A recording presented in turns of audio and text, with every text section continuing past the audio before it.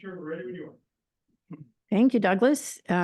Welcome everyone to a rainy day in Modesto. I'm glad everybody got here. Before we get started, I think I will turn it over to Douglas for some instructions. Thank you, Madam Chair. Welcome to the 2024 STIP Northern California hearing. The CTC exists to make transportation planning, funding, and policy more understandable and accountable. Our hearings take place in diverse locations around the state so that commissioners and staff can hear directly from our stakeholders and the public around California. We are pleased to adjust to a hybrid in-person webinar format to make this hearing more accessible than ever. Please bear with us should we encounter any technical challenges. The hearing agenda is available on our website at www.catc.ca.gov. Any document the CTC creates can be translated into any language you need. Simply email us at ctc.catc.ca.gov,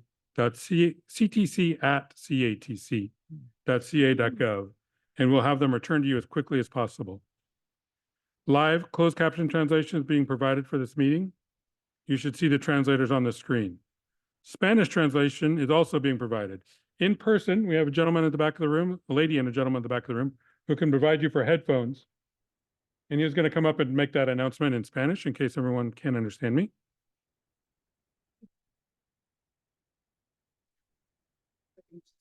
At the podium, please. At the microphone, thank you. ¿Hay alguien en la audiencia que necesite interpretación al inglés? Perdón, al español. Okay, so hearing no one, no takers. Thank you. But the offer is always open. Spanish translation is also available through the closed captioning, and there are live Spanish translators on this in the webinar as well. You will go to the translations tab at the bottom of the screen and select which language, and you should see that on your screen as right now. We welcome comments from the public as part of this hearing. For those attending in person, please submit a speaker slip to the clerk at the front of the room, that's me, to let us know you want to comment on an item. For those attending via Zoom, you should see the webinar control panel, likely located at the bottom of your screen. There you'll find the raise hand and Q&A tabs. We encourage you to use the raised hand feature as early into the public comment item as you can to give the system time to acknowledge you. Commission staff will let you know when it's your turn to make a comment. Alternately, you may use the Q&A tab to submit your comment. Please be sure to include the agenda item number you are commenting on, and commission staff will read the comment on your behalf. As a reminder, each registered attendee online is provided a unique link and phone number to access this webinar. These should not be shared with other participants, as this can create confusion for staff when calling on you to make your comments. Please do your best to be concise. Please make sure your comments add new information. If you agree with the comments of a previous speaker, simply make that statement. Please remember to speak at a steady pace to allow our translating services adequate time for accurate translation. Since we often have many speakers, we ask that you make your point in 3 minutes or less. If for some reason we have many speakers on any single topic, we reserve the right to limit comments to 1 minute as needed. Thank you for joining us today. Thank you, Douglas. And again, welcome to all of you. And on behalf of my fellow commissioners, Bradshaw and Norton, I'm Chair Eager. Thank you for coming here today. This is the first of 2 informational meetings. And I know for those of you who are in the room, you probably are used to all of the acronyms, but I'll put it out there anyway.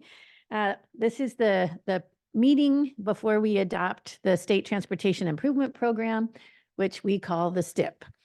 The STIP is a 5-year program of transportation, projects adopted by the Commission every other year in the even years. So 2024, this is our year. Mm-hmm. The STIP is comprised of regional transportation improvement programs, RTIPs, prepared by the regional agencies, and their interregional transportation improvement program, the ITIP, which is prepared by Caltrans. State law requires that the Commission hold at least 2 public hearings, one in the north and one in the south, excuse me, before we adopt the STIP cycle each year. The purpose of the hearings is to receive public input on the RTIPs and ITIP proposed by the regions and Caltrans, to file any objections by any county, regional agency, Caltrans program, or Caltrans's objections to any regional program. The hearings also provide an opportunity for each regional agency and Caltrans to explain its proposals to the commission and to the public. Again, today's hearing is informational only. The commission will consider approval of the STIP at its next regularly scheduled meeting, not the one this week, the next one after that, which is March 21st and 22nd in San Jose. And also we will have accessibility for people to call in virtually. Casey Ruggiero will now provide an overview of the development of the 2024 STIP. And we do want to say thank you so much, Casey. We know this is always monumental to get us to this place. So after today, we'll take you out for a drink. Yeah. So thank That you. would be nice, but I also want to add that I had a whole team helping me. So it wasn't just me alone. It was a team. So thank you. Oh, Okay, so Round of drinks. yes, a round of drinks. there we go. Okay, so the development of the 2024 STIP began with the adoption of the 2024 STIP guidelines and the fund estimate in August 2023. The guidelines set the policy, standards, criteria, and procedures for the development and management of the STIP. The fund estimate sets the funding commitments expected to be available over the STIP period. Per statute, the STIP must be constrained by the levels of funding identified in the fund estimate. Each STIP covers a 5-year period. The 2024 STIP will cover fiscal years 24-25 through 28-29. The first 3 years of the STIP, the 2024 STIP, overlap from the 2022 STIP, adding 2 new years at the end of each new STIP cycle. In addition, each STIP covers portions of consecutive 4-year county share periods. For the 2024 STIP, the first 4 years, which is 24-25 through 27-28, complete a 4-year county share period. And the last year of the 2024 STIP, which is fiscal year 28-29, will start a new share period. Could we not make it any more confusing? I know. The 2024 fund estimate identified the following 3 targets for each region and Caltrans: the minimum, the total target, and the maximum. As mentioned earlier, fiscal year 27-28 closes a share period, which is referred to as the minimum target in the 2024 STIP fund estimate. This means that projects proposed within the county's minimum share period must be included in the new STIP. The total target is a formula share distribution for the entire 5-year STIP cycle. This is not a minimum, guarantee, or limit on project nominations or project selection. The maximum is the formula distribution based on the estimate of new capacity through the next county share period ending in fiscal year 31-32. In order for the commission to program projects up to a region's maximum share amount, other regions must propose programming less than their total target. Per statute, the commission must program all proposals within the funding limitations unless it finds the proposals are not consistent with statute, the adopted guidelines, or are not cost-effective expenditures of state funds, in which case the commission may reject the RTIP or ITIP in its entirety. The 2024 STIP fund estimate identified $1.674 billion in capacity for new STIP programming. Most of the new capacity is in the last 2 years of the STIP, which is fiscal years 27-28 and 28-29. We received the RTIPs and the ITIP by the deadline of December 15th, 2023. Colusa and Mariposa counties elected to not submit an RTIP since they were not proposing any new projects. Casey, since you're taking a quick breath, can you slow down just a little bit for Oh, our yes, interpreters? sorry. I thought I was going slow. Breathe. Simultaneous translation is not easy. I have a lot of pages. Okay, the hearing briefing book, which is available on the commission's website at www.catc.ca.gov, is a compilation of the RTIPs and the ITIP presented in a single format. It does not reflect staff recommendations of any kind. A compilation of this magnitude prepared in a relatively short time is draft and is subject to change. The compiled information remains subject to correction before the release of staff recommendations on March 1st, 2024. If a correction is needed, please bring it to staff's attention as soon as possible. At the front of the hearing briefing book is the summary that compares the RTIPs and the ITIP proposals against the program capacity levels that were identified in the fund estimate. In total, the proposed amount for the RTIPs and the ITIP is approximately 1.742 billion. Hmm.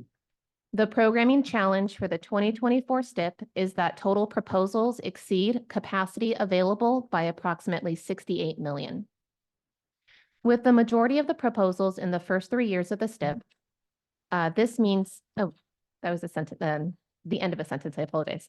This means 68 million in projects need to be removed, and many projects proposed for the first 3 years will need to be moved to the last 2 years of the STIP. In total, there were 33 counties that proposed at or below their total target level. Similarly, there are 15 counties and Caltrans that proposed above their total target level, including 2 counties that have advances from prior STIP cycles and therefore have no target in this cycle. It should be noted that counties with no programming capacity may still propose to program planning, programming, and monitoring funds. Because total proposals exceed the available capacity, staff will be unable to recommend all projects. This will impact those regions proposing above their target. We will work with those agencies to identify their priorities. After the STIP hearings, staff will begin preparing a comprehensive recommendation for adoption of the 2024 STIP scheduled for the March 2024 Commission meeting. As required by statute, staff will publish its recommendations no later than 20 days in advance of the STIP adoption. We are scheduled to release them on March 1st, 2024. Staff's recommendations will be based on the proposals in the RTIPs and the ITIP, the capacity identified by the fund estimate, the policies in the STIP guidelines, and any further information that we may receive during the following hearings. We will continue working with Caltrans and the regions to address any questions or unresolved issues as we develop our staff recommendations and to make sure we understand regional and interregional priorities. After this introduction, we will move into the interregional and regional presentations. Caltrans will make a presentation of its ITIP, and regional agencies will make presentations regarding their RTIPs, and they will also have the opportunity to comment on the ITIP. Before Caltrans and this concludes my remarks. If there are any questions, we can begin the presentations, and I can hand it off to James Anderson with Caltrans. Thank you, Casey. Do we have any comments or questions from commissioners? Do I have any public comment on this particular item? We have not received requests for public comment on this item. Thank you. Okay, thank you. And we will turn it over to James. Hi, good afternoon, Chair Eager, Commissioners, Executive Director Taylor, Commission staff, and all others in attendance. My name is James Anderson, and I work with the California Department of Transportation, the Division of Financial Programming, and I have the pleasure of presenting the 2024 Interregional Transportation Strategic Plan, also referred to as the ITIP. Next slide, please. Next slide, please. So one of the goals of the 2024 ITIP is to ensure consistency and alignment with the goals in the California Transportation Plan for 2050, the Climate Action Plan for Transportation Infrastructure, also referred to as CAPTI, and its vision and guiding principles, and the Interregional Transportation Strategic Plan, also referred to as the ITSP. The objectives of the ITSP are focused on interregional travel, connecting regions throughout the state. The ITSP provides the entire framework for guiding the investment of ITIP funds, including strategic improvements for the entire interregional system. The 2021 ITSP includes a greater emphasis on equity, accessibility, and climate adaptation than the 2015 version of the ITSP did. As such, the 2024 ITIP adds projects that are consistent with CAPTI and the 2021 ITSP. Next slide, please. So with limited funding available for this ITIP cycle, projects were prioritized based on 5 factors: cost updates or refinements for currently programmed projects, currently programmed ITIP projects that need funding to complete remaining phases, project cost and/or ITIP request amount, the evaluation criteria for ITIP projects, and funding new projects consistent with ITSP and the CAPTI framework. Next slide, please. So funding for this 2024 ITIP is we have about just over 312 million in new capacity. That's good news. Next slide, please. So of that 312 plus million, the final 2024 ITIP includes 9 new projects. Of those 9 new projects, we had 4 passenger rail, 3 active transportation, and 2 new highway projects. The 4 rail projects will provide the necessary capacity and reliability for a mode shift of passenger vehicles and goods to rail. This mode shift is expected to improve travel time reliability on the highway corridor. The 3 active transportation projects will encourage walking, bicycling, and transit on streets that support disadvantaged communities. They will also add other benefits that extend beyond a specific region or community.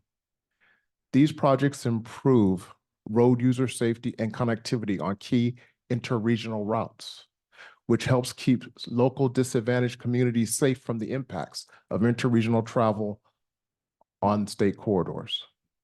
They also align with sustainability goals and can create long-term benefits for regions by reducing car dependence and promoting alternative transportation options such as walking, bicycling, and other mode shift alternatives. Regarding the next slide, please. I'm sorry. Next slide.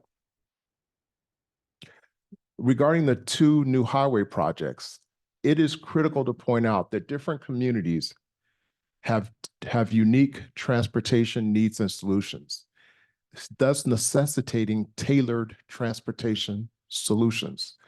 So in other words, there's no one size fits all to addressing transportation needs within a community. The 2 new highway projects will address bottlenecks, rehabilitate deficient features, and widen State Route 99 in the Central Valley. They will enhance safety by eliminating bottlenecks and merging points, thereby minimizing conflict points for motorists.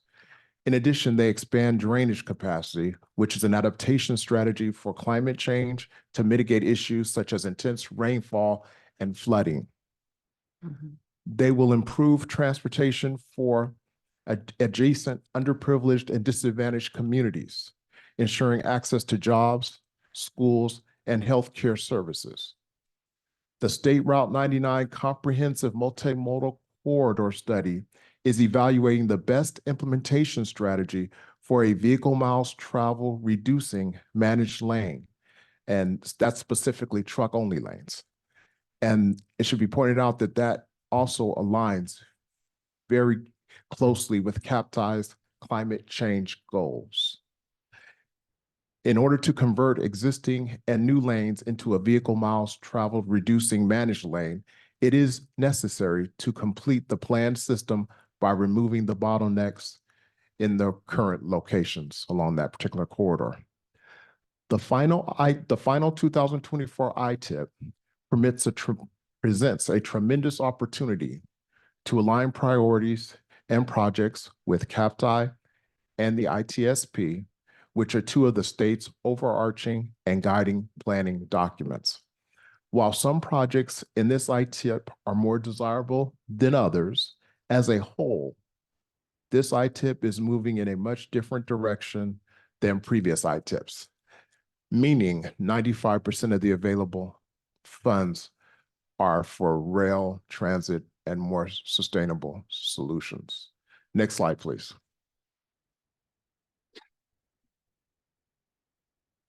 The California Transportation Commission conducted a Northern and Southern ITIP hearings on November 1st and November 8th, respectively. More than 15 comments were made at both hearings. Over 30 pages of emails and letters were received in support of the draft 2024 ITIP. The takeaway from that was very strong. There's very strong support for this ITIP. Next slide, please. The department appreciates all the comments and letters received with regards to this ITIP proposal. Responses to the questions and comments received at both hearings and via emails and letters are addressed in the public comment section of the final ITIP document that was submitted to the commission on December 15th, 2023. Next slide, please. Thank you for allowing me to present the 2024 ITIP, and that concludes my presentation. Thank you, James. Commissioners, do we have any questions or comments for James? No? I do have public comment, Supervisor Poitras from Madera County.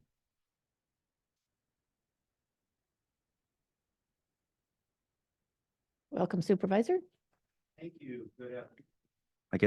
Good afternoon, everybody, and thank you for the great opportunity to provide a few comments this afternoon, Chair Eager and Commissioners.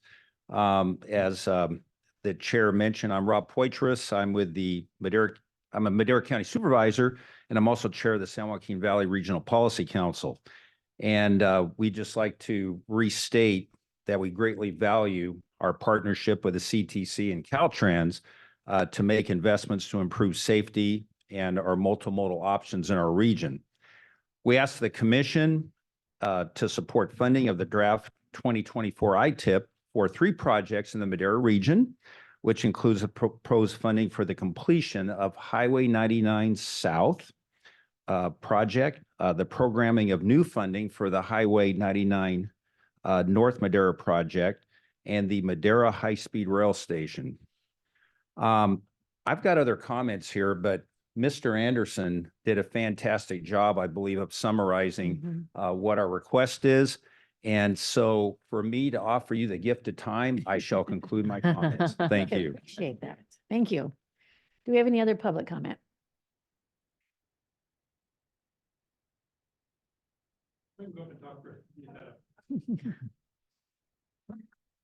Good morning or good afternoon. Martha Armas Kelly, and I'm here representing Planata in Action and also Community Initiatives for Collective Impact, which is a nonprofit organization funding capacity for organizing and building up nonprofits in our Central Valley region. And today I come to you understanding that this program that you're presenting is great. And in practicum, I'm hoping that all the things that you're bringing to light will come to fruition. However, we also need to recognize the fact that from our incidents that happened in Merced County and the casualties that occurred in Merced County, we want to make sure that you take those into consideration for further projects, that we have some type of mitigation or plan in those decision-making processes that will allow for mediation or mitigation to defer from those situations happening again for Madera County, for Fresno, for any other counties that are coming up with any kind of proposals with the 99 corridor. Living in that county and the city, those bottleneck areas that we summarize in just a few words are actual living spaces where people are using and utilizing for travel, for work, for just livelihood, and getting to and from where they need to be to make their lives healthy and sustainable.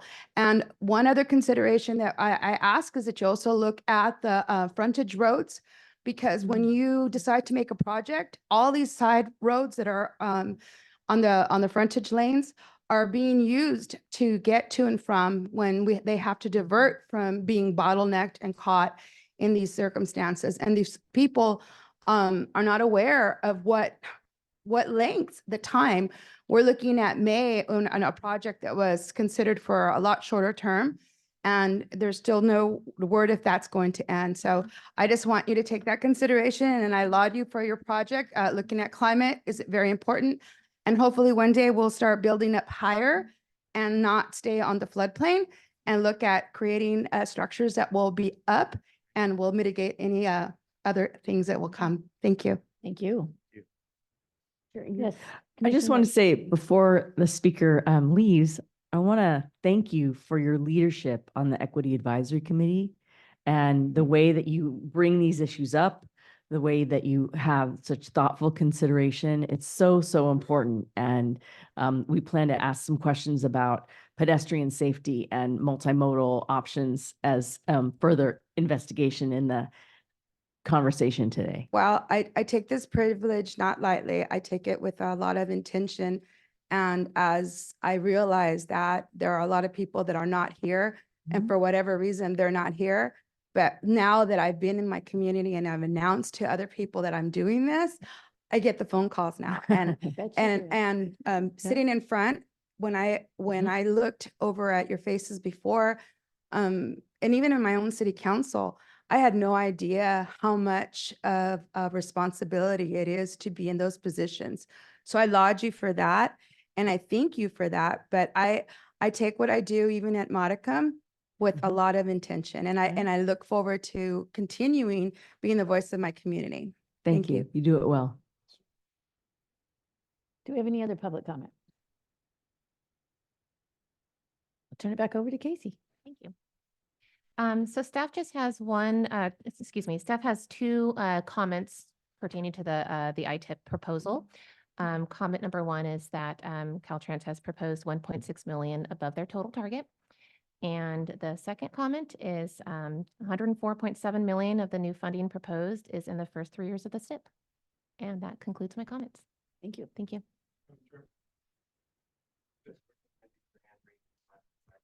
Okay. Thank you, Chair Eager. We do have some virtual attendees with their hand raised at this time. I'd like to first call on Kiana Valentine. Good afternoon, Commissioners. This is Kiana Valentine with Transportation California, wanting to provide supportive testimony for the proposed final 2024 ITIP that is in part subject of this hearing, this workshop this afternoon. On behalf of the statewide transportation construction industry, I'm gratified to see that the proposed investments into a multitude of different types of projects and modes were retained in this final draft. We believe the ITIP balances the need to continue to invest in very strategic and thoughtful ways in the state highway system to ensure safety, efficiency, and effectiveness, the movement of goods and people, while also increasing investments to other modes of transportation, including transit, intercity rail, bicycle, and pedestrian infrastructure. And with that, I will keep it brief as well and urge your support in March when it comes time to approve the 2024 ITIP. Thank you. Thank you, Kiana. Others? Yes, thank you, Chair Eager. We do have one other virtual attendee with their hand raised at this time. I would like to call on Maria Gonzalez.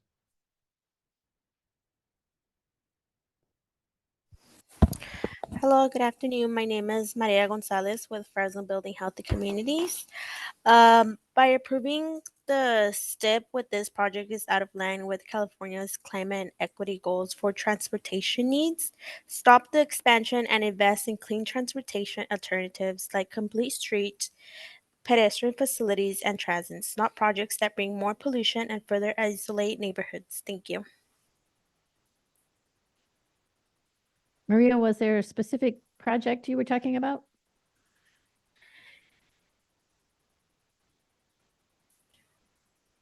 Yeah, it's regarding the STIP in general.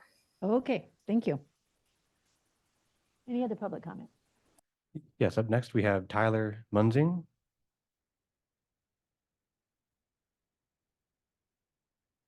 Hi, Tyler Munzing on behalf of the American Council of Engineering Companies, California. Just wanted to echo the comments of the previous speaker from Transportation California and double down on our support for investment in all modes of transportation the ITIP has drafted, especially given the prioritization and incorporation of complete streets. Also, recent goods movement challenges and the reality that many Californians simply cannot afford to live near to job centers. Thank you very much. Thank you, Tyler. Any others? I do not see any other virtual attendees. Okay. But we have one Wait, late two submission. more. Yes, we do have one late hand raised. We have Olga Plasencia.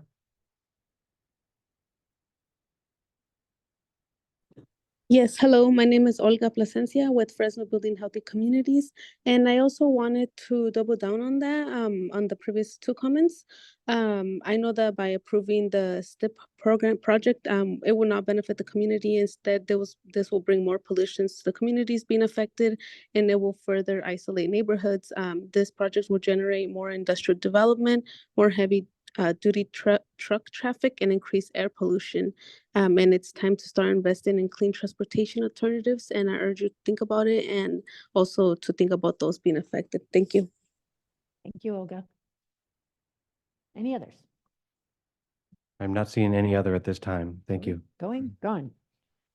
All right, we will turn it back over to Casey to introduce our next speaker. Thank you. So I'm going to start with an introduction on the Metropolitan Transportation Commission. MTC covers the 9 counties of the San Francisco Bay Area. You can find the individual counties listed on the following pages in the hearing book. Alameda is on pages 2 and 3. Contra Costa is on pages 10 and 11. Marin, page 32. Napa, pages 43 and 44. San Francisco, pages 60 and 61. San Mateo, pages 66 and 67. Santa Clara, pages 70 and 71. Solano, pages 79 and 80. And Sonoma, pages 81 and 82. The law permits MTC to pool its county shares for a STIP period by adopting a resolution and submitting it with its RTIP, provided that the amount of any county share advanced or reserved is not more than 15% of the county share. This means that, just like the rest of the state, every county is guaranteed its share in the long run, but there is a little more flexibility between counties in the MTC area than in the rest of the state. The MTC resolution allows pooling of the county shares conditional on the 85% to 115% adjustment rule. For its 9-county area, the MTC has proposed approximately $249 million in programming, which is $26 million over its target of $223 million. For highways, the RTIP included mostly changes to existing projects with 3 new improvement projects and 1 landscape mitigation project in Alameda, Santa Clara, and Sonoma counties. For transit, there are 4 new projects, 2 in Alameda, 1 in Contra Costa, and 1 in San Francisco.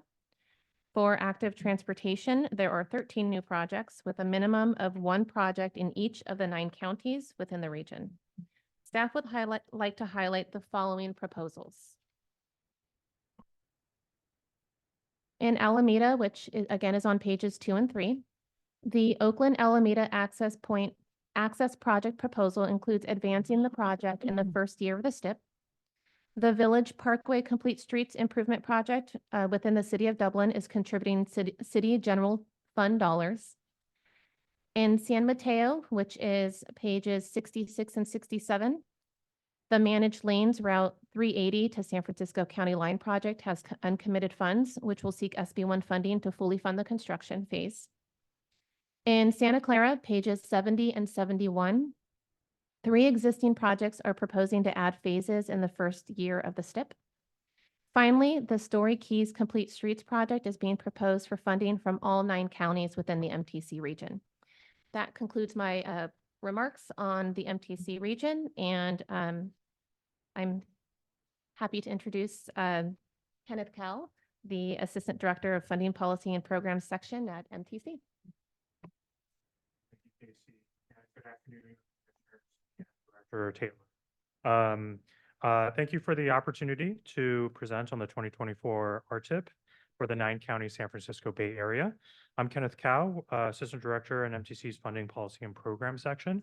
To make the bulk of the comments, I would like to introduce my director, Teresa Romel, who will provide a summary of the RTIP and a suite of projects that it proposes to complete, and then I'll make some final remarks. Thank you. Thank you.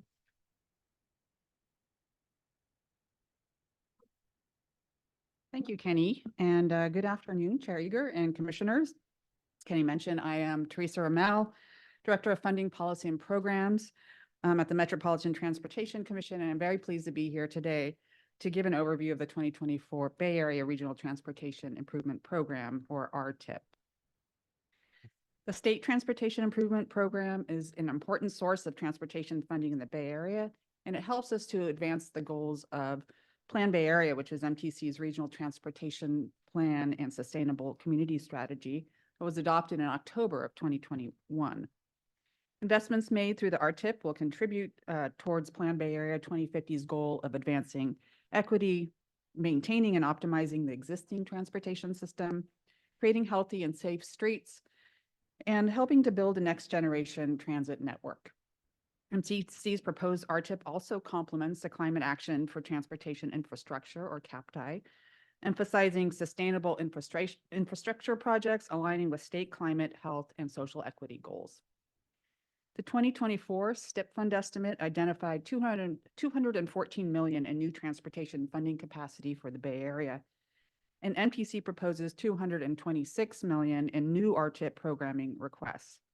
The proposal includes funding important projects throughout the Bay Area, including those focused on building a complete street network, emphasizing bicycle and pedestrian projects, maintaining our aging transit assets in a state of good repair, and the state highway system supporting proposed SB1 competitive program nominations. While the proposed programming exceeds the new identified capacity, MTC chose to program reserve capacity from prior STIP cycles. And as such, the region is pooling county shares and only requesting advancing RTIP funds for Napa County. Of the requested $226 million, $87 million, or about 38%, will improve and reconstruct state highways, including construction and conversion of HOV lanes to express lanes. $71 million, or 31%, will upgrade and reconstruct important regional transit assets, and $58 million, or 25%, for local roads, bicycle, and pedestrian projects.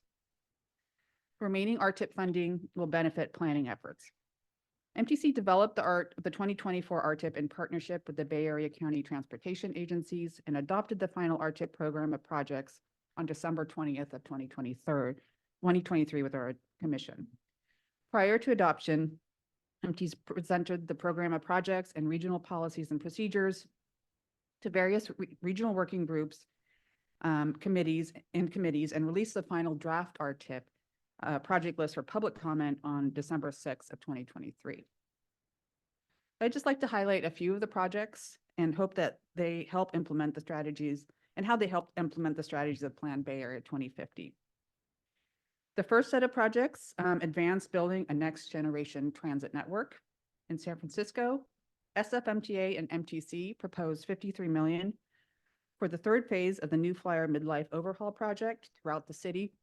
And the improvements in San Francisco will perform midlife overhauls on 100 trolley and coaches, enhancing system reliability, allowing for better connections to communities around the city. AC Transit proposes $13 million for zero emission buses to serve Alameda and Contra Costa County, replacing diesel engine powered vehicles. And the 2024 RTIP includes about $71 million in new programming that constructs and improves regional transit assets. Next, I'd just like to highlight some bicycle and pedestrian projects that create healthy and safe streets. There are two notable projects in Santa Clara County, starting with the construction of the Story Keys Bikeway project in San Jose. This project will provide raised bikeways, protected intersections, transit boarding islands, wayfinding, green stormwater infrastructure, and other improvements for bicyclists, pedestrians, and transit riders. Also in Santa Clara County is the pre-construction phases of the Central Bikeway project, which will construct a Class 4 physically separated bikeway. The alignment will start at the intersection of El Camino Real, or State Route 82, and Lawrence Expressway in Sunnyvale, and run along El Camino Real and other roadways in San Jose, connecting multiple South Bay cities by bike. And in Napa County, the Napa Valley Vine Trail, St. Helena to Yountville project will design and construct a 10-mile-long Class 1 multi-use path within the unincorporated county and city of St. Helena. And these three projects will help create healthy and safe streets and advance Plan Bay Area 2050 goals to reduce VMT, increase the share of bike and pedestrian trips, and meet our mandated GHG reduction target. And finally, I'd like to highlight a few projects that identified RTIP funds as a match for potential SB1 nominations. MTC's RTIP policies strongly encourage counties to program RTIP funds to leverage SB1 competitive funding. Counties programmed RTIP funds for this upcoming round for 2 proposed SB1 nominations. In Contra Costa County, CCTA proposes RTIP funding for pre-construction phases to get their project shovel-ready for the upcoming SB1 competitive cycle. The I-680 northbound express lane completion Phase 1 project is included in a suite of projects called Innovate 680. The program aims to provide a new set of easy-to-use options and tools that will improve mobility for everyone and encourage travelers to move towards shared modes throughout the I-680 corridor in Contra Costa. The Innovate 680 project is slated to receive Regional Measure 3 funds to complete its funding plan, along with future SB1 and federal funds. In San Mateo County, the US 101 Managed Lanes project will construct and convert existing lanes to express lanes along 101 from I-380 to the San Francisco County line. The proposed toll lanes on US 101 in northern San Mateo County. So real quick, we had a note from the interpreter. If you could just Slow down. Oh, Okay. yeah. Do my best. Okay, so the proposed toll lanes on US 101 in northern San Mateo County builds upon prior state investments on the US 101 corridor. Earlier segments through San Mateo and northern Santa Clara counties were funded by SB1 Solutions for Congested Corridor Program Cycle 1. And the San Mateo County Transportation Authority plans to apply for SB1 Solutions for Congested Corridor Program funds this year. All the proposed highway projects are consistent with MTC's RTP strategy to maintain and optimize the existing system by improving interchanges and roadways to address bottlenecks. And then finally, I wanted to note that MTC staff did conduct a rigorous model-based evaluation of the transportation projects funded in the 2024 RTIP and determined that the program advances state and regional goals. The transportation investments outlined in MTC's RTIP offer a range of significant transportation-related benefits.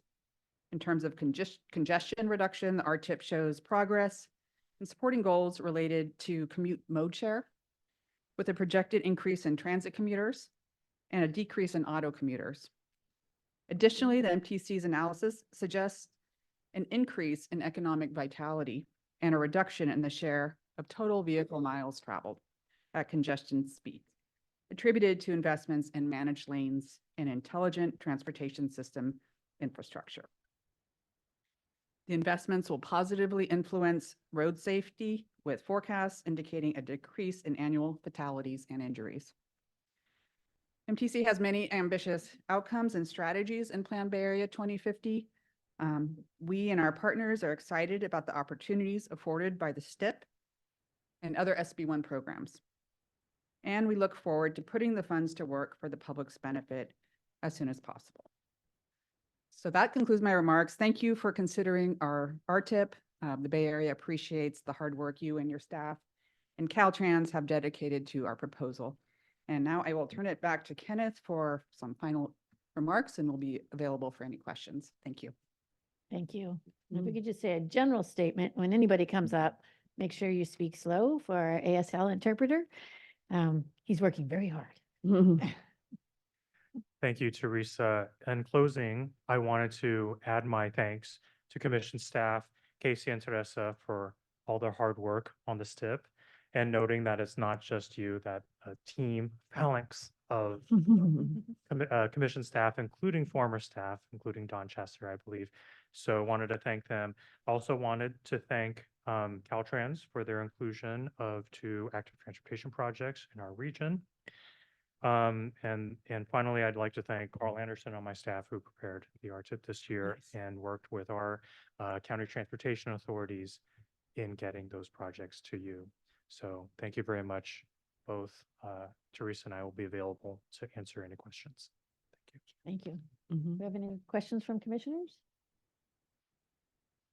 Only that's a lot of work Right. that you have coming down the pike here. So congratulations. Do we have any public comment? We've not received any request to comment on this item. Thank you. Okay, thank you.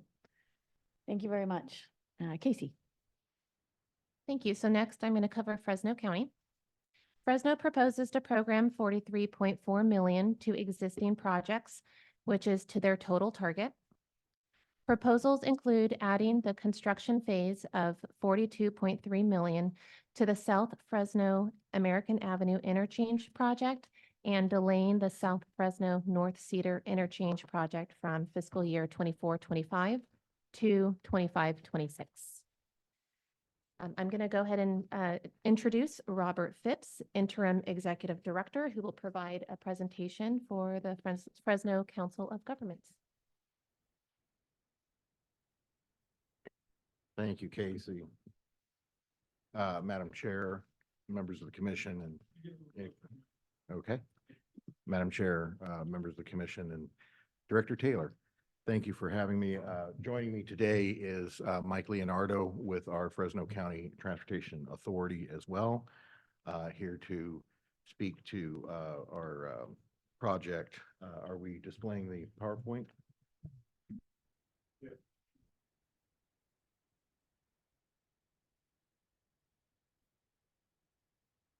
Okay, thank you. Yeah, next slide. So,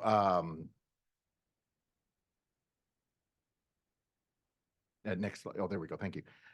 Yeah, so we begin with the number of different designations that State Route 99 has in terms of high emphasis designations, the focus route on the interregional road system, transportation gateway of major significance, priority global gateway, multiple freight designations that the state route holds. And as you know, the spine of the San Joaquin Valley, excuse me, and in Fresno in particular.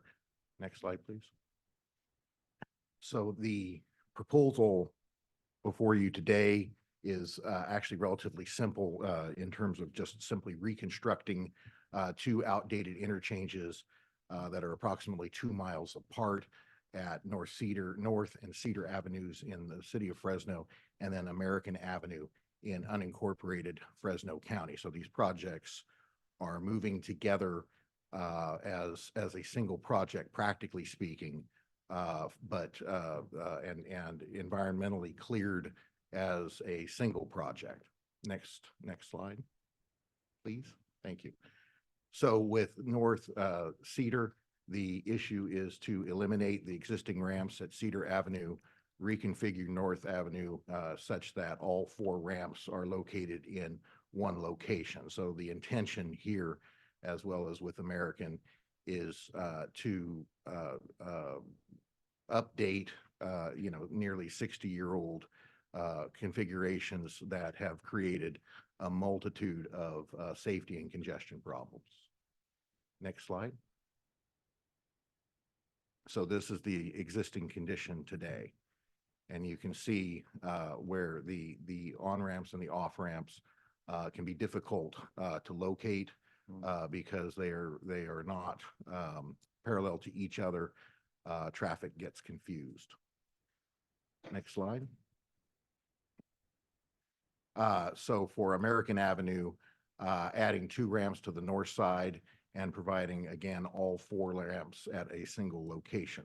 Pretty simple in concept. Next slide, I believe, kind of demonstrates the existing condition. You can see where the on-ramps are planned. Next slide.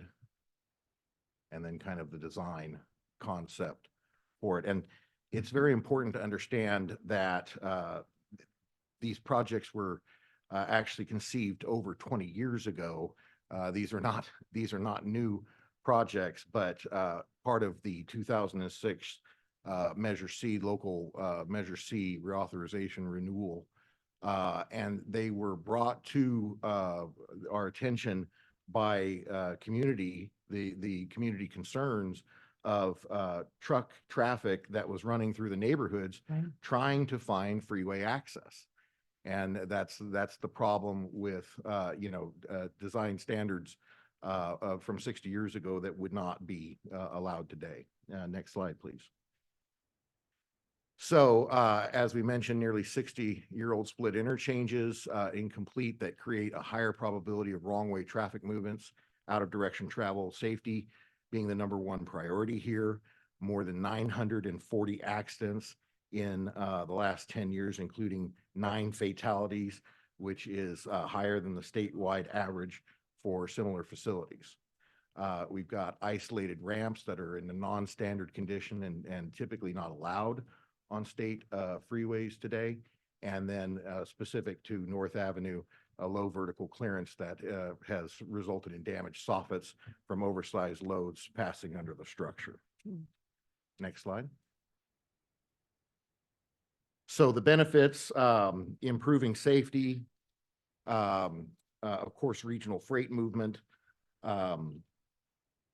traffic congestion and traffic queuing onto the main line 99, congestion, of course, being the #1 reason why we're experiencing the safety problems is the queuing, bringing the benefit of bringing the interchanges up to current standards in geometric configuration, as well as vertical clearance, and also incorporating complete street elements.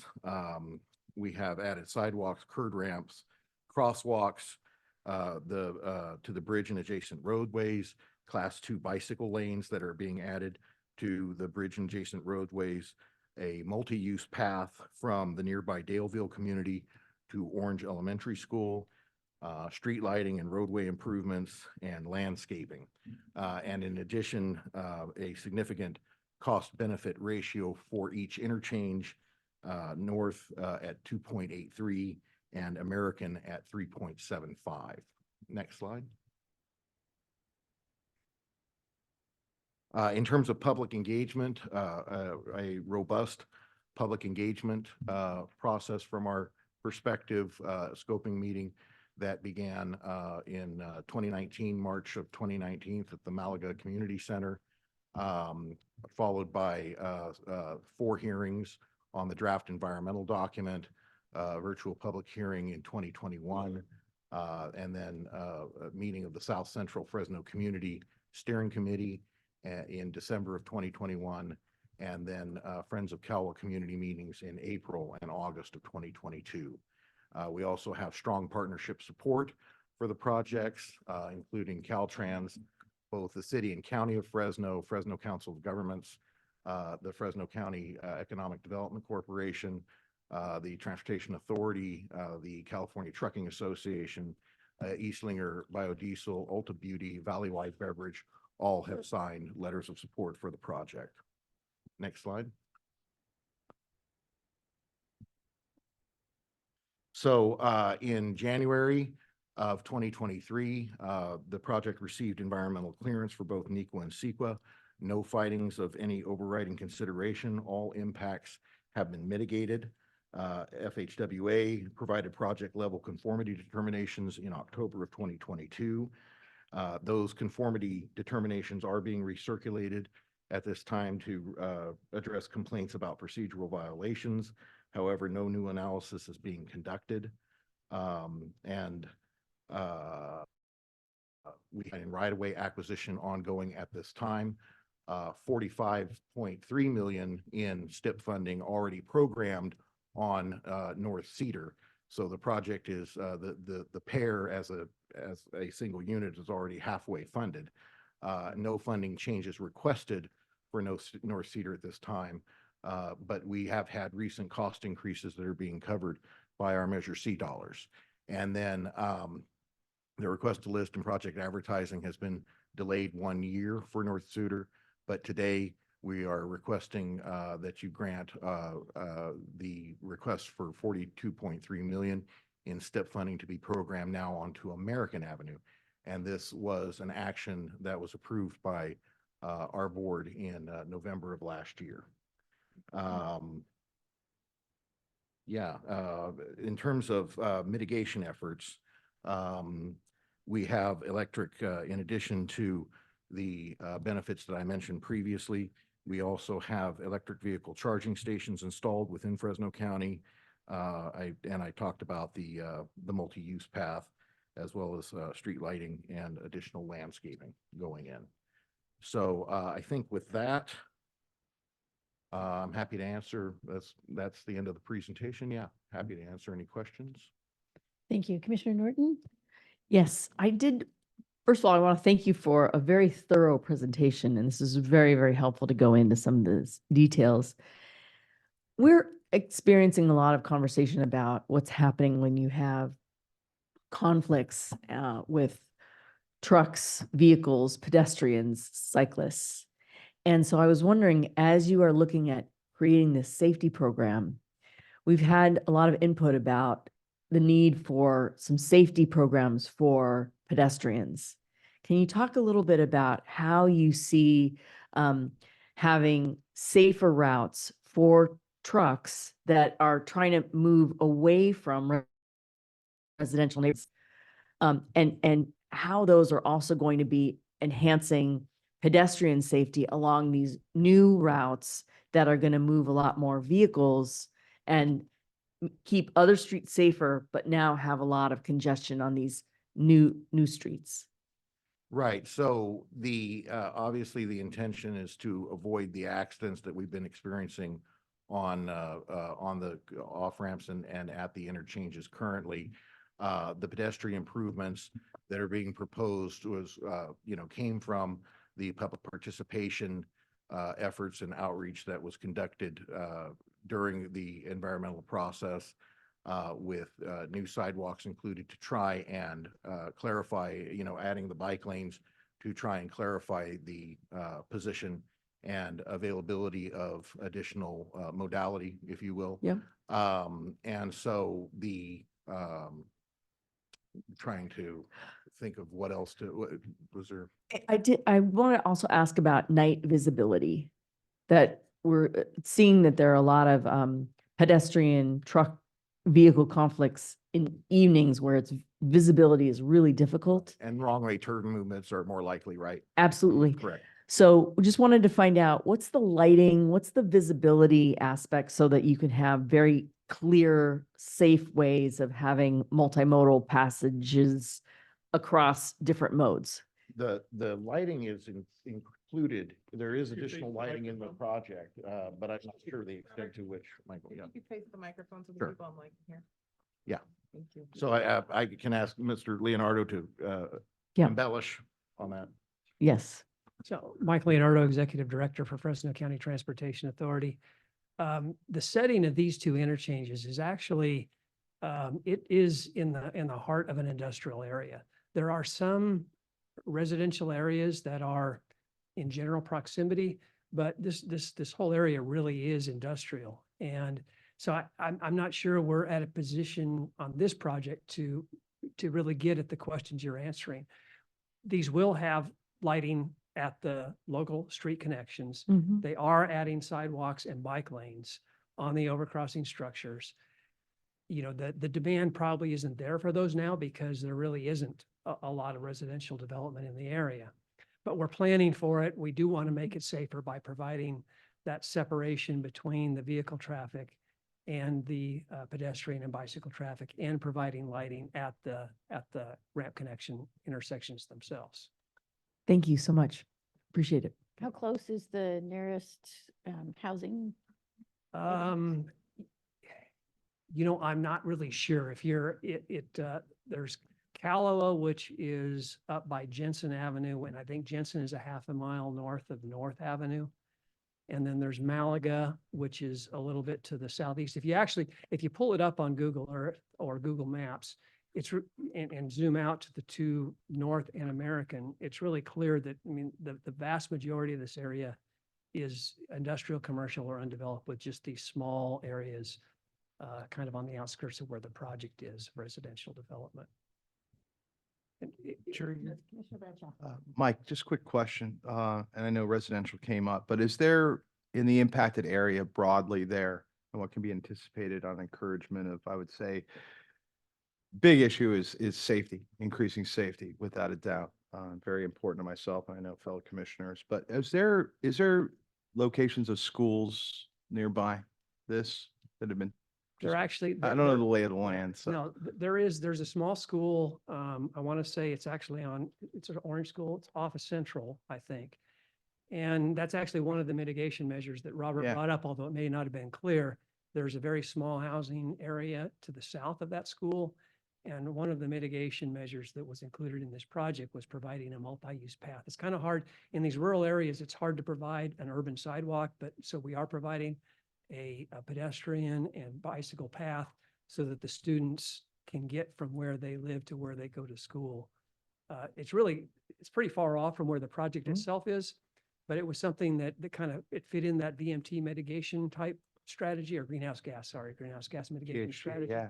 So we have included that in the project. If it's not too much of a pain, could we go back to the map? I don't know if it's broad enough to kind of to see the location, just for take it out of my mind's eye and actually look at the map. The, Mind's eye for a one-eyed person is always interesting, which I am, but. so this would probably be, slide number 5. No, I think we're referring to the North Cedar. Yeah. Yeah, I mean, I don't know if you can do it, but if you could bring up Google Maps or Google Earth, we could get a clearer picture than what these slides are going to show.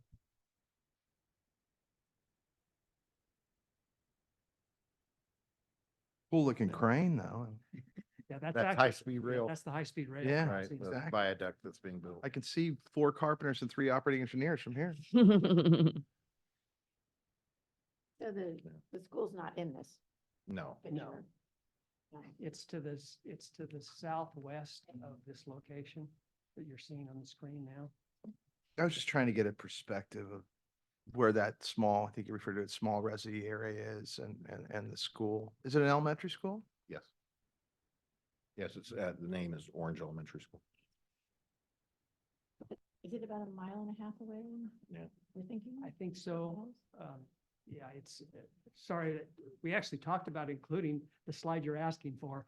And when you look at it, it's like, okay, what are we looking at? And so we decided not to include that slide. I'm sorry that we didn't. Perhaps I can make a suggestion. If you could send it to our team, that slide that you're talking about, we can share that with our commissioners. Sure.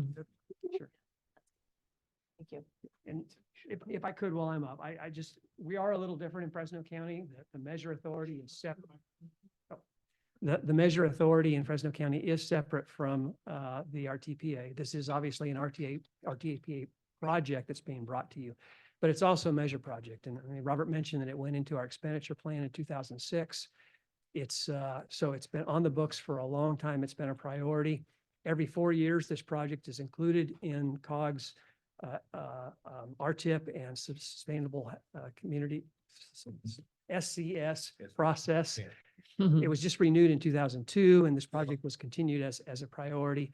My board does the same thing after the RTP is adopted. We adopt it to our expenditure plan. And so this project has continued to be an important project for the area. I hate to talk about negatives, but there are a couple things that I think it's important for you to know. There's a lot of information in the newspapers, and you'll probably hear it today about 2 things. One of them is that FHWA has found that the air quality analysis was inadequate, and they're considering stopping the project, and that's not true. As Robert said, there's a move to recirculate the existing air quality conformity findings. No changes to the conformity, no additional studies, no analysis. It's just simply another chance to have for the public to take a look at it and provide comments. The other thing is there's talk about 3,000 acre industrial. Mike, sorry, just please slow down a bit. I'm sorry, I'm trying to be considerate of your time, but you're right. You're fired up for Fresno, bro. I dig it. Okay. There is a lot of noise about a 3,000 acre industrial development in this area. And there are people that say, Caltrans should have analyzed that as a part of this project.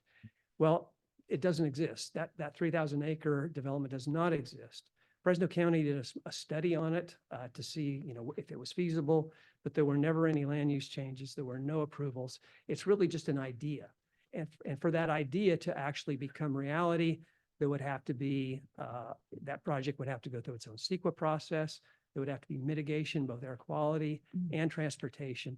And frankly, Caltrans cannot model ideas. Caltrans models existing development, approved development, and land use. And that's exactly what they did for this project. Thank you. I was just hoping for a picture of the school, man. Yeah. You know? We'll get that. Yeah, we'll give it to you. May I ask a follow-up question on the 3,000 acre idea? Was the idea promoted at one point when Amazon was saying, where could we locate some big opportunities? Because I think I have heard from the community that there is some concern that it's more than an idea, that it's looming.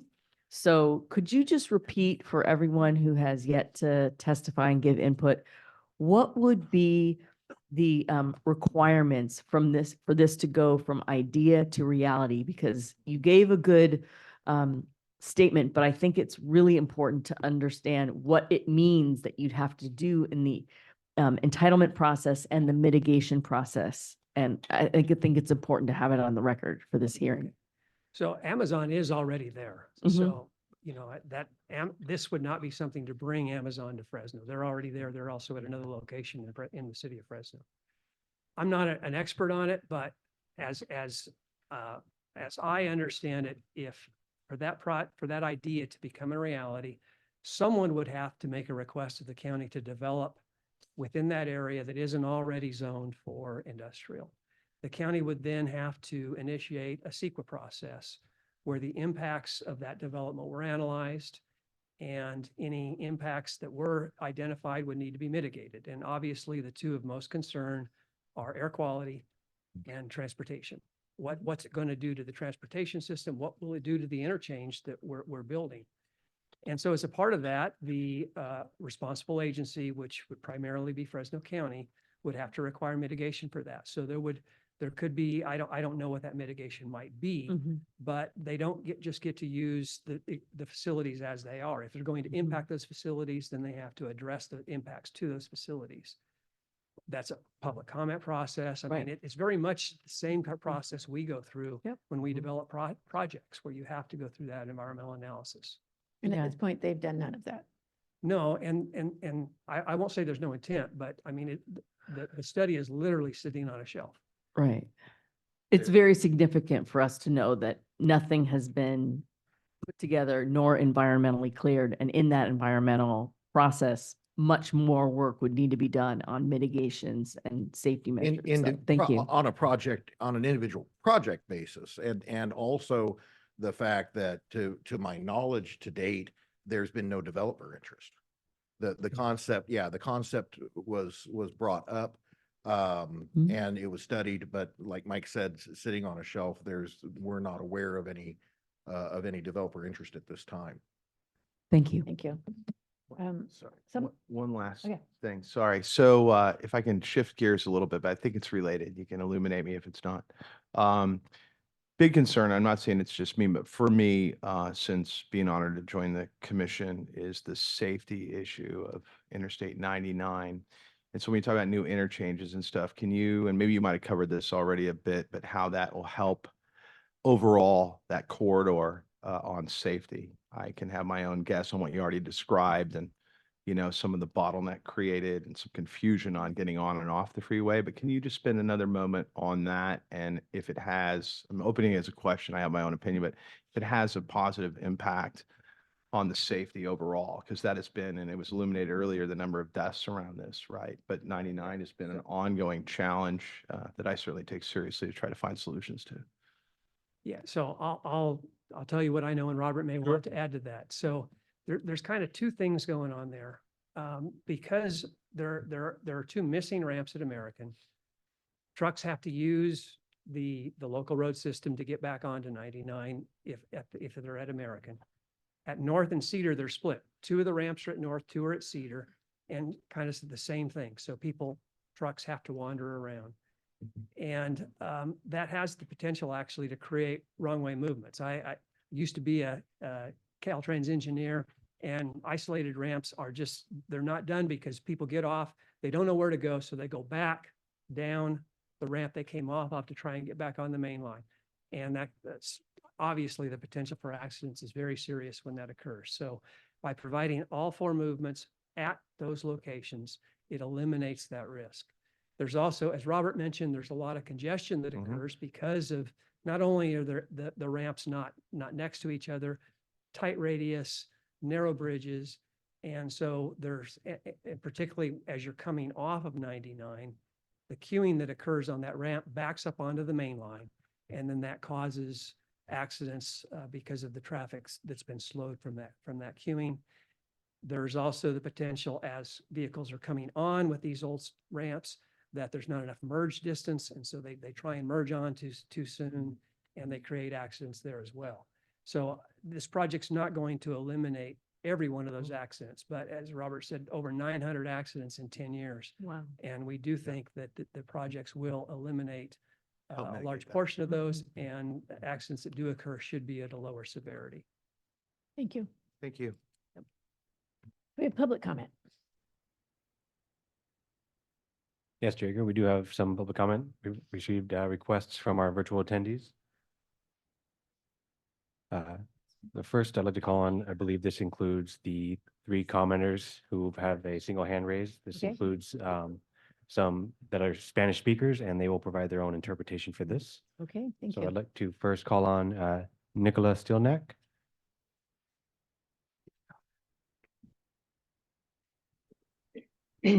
Hello, I'm speaking along with Nicola here. My name is Kay Burtkin. I'm with the Fresno County League of Women Voters.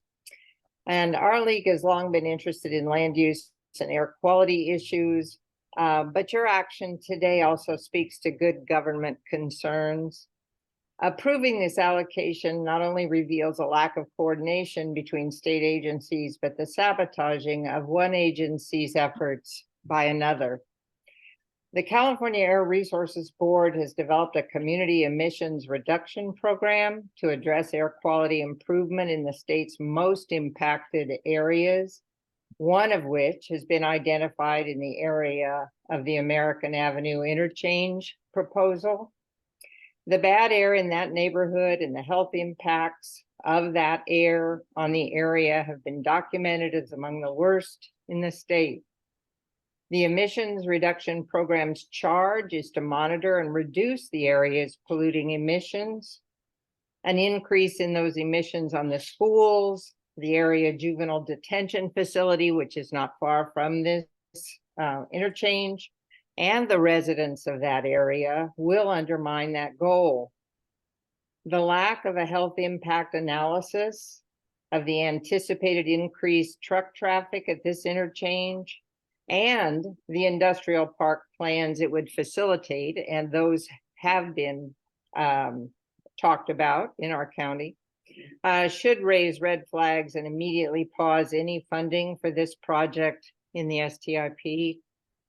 Unless this is a deliberate attempt at creating a longer-term role and expense for another state agency, this project needs to be reconsidered.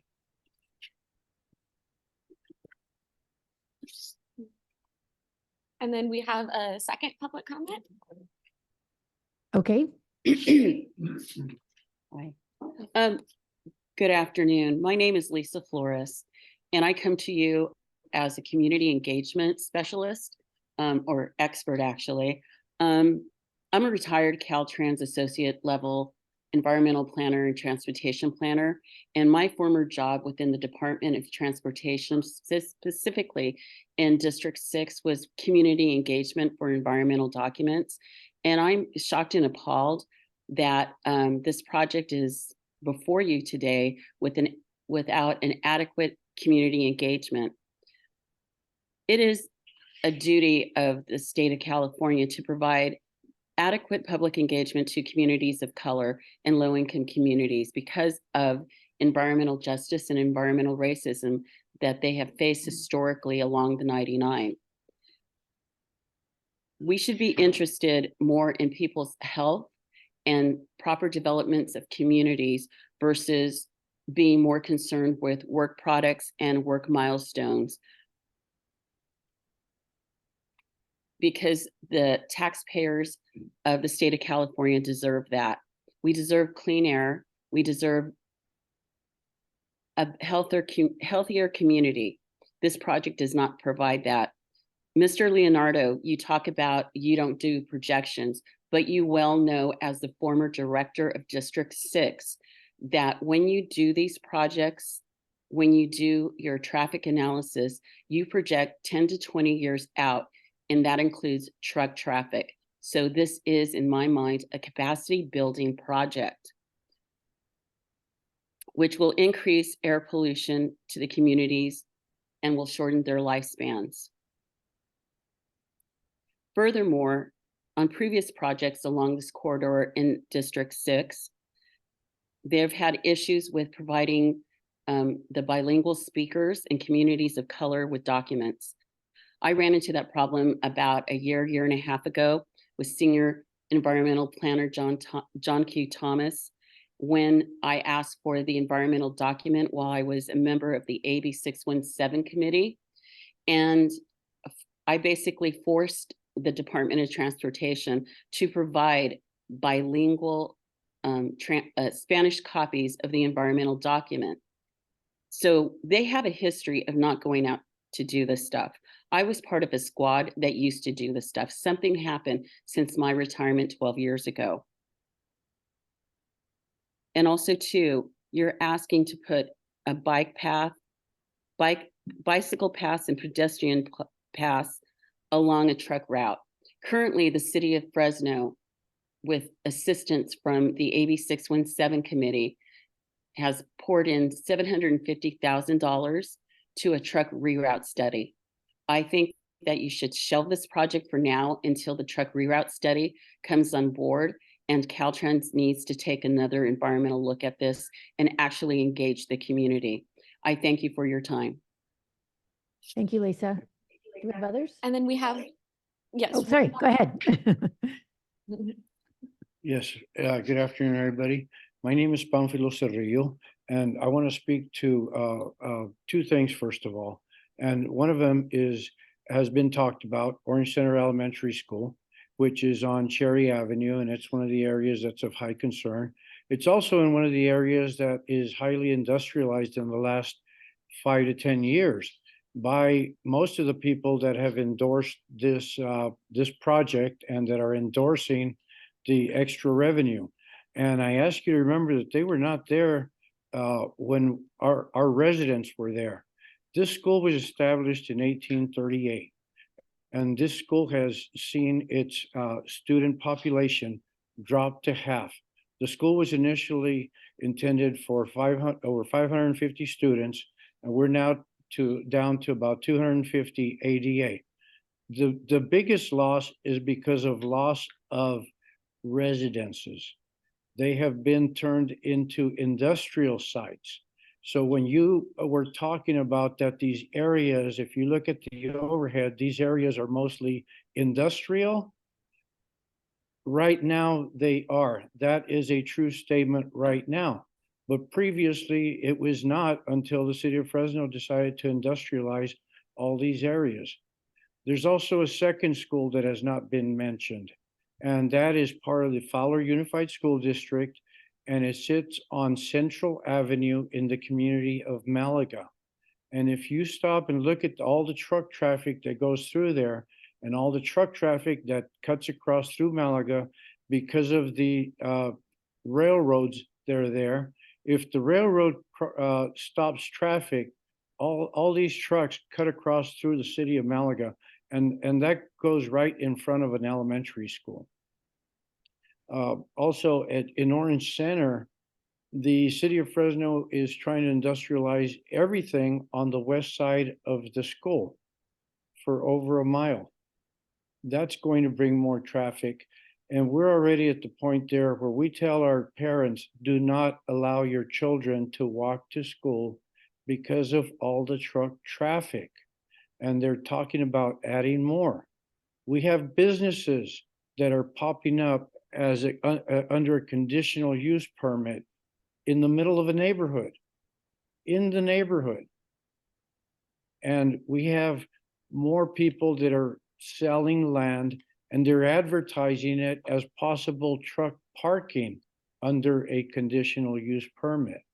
Now, that's important because the city and the county, their lines border each other. And the city's talking about one thing and the county's just doubling up on that, okay?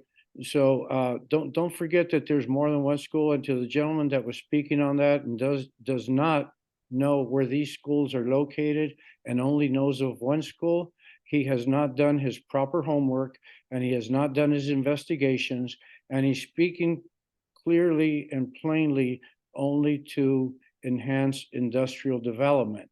Now, he also mentioned that he didn't want to talk negatively about this, but I think that's important. You can't talk about one thing and not talk about the other.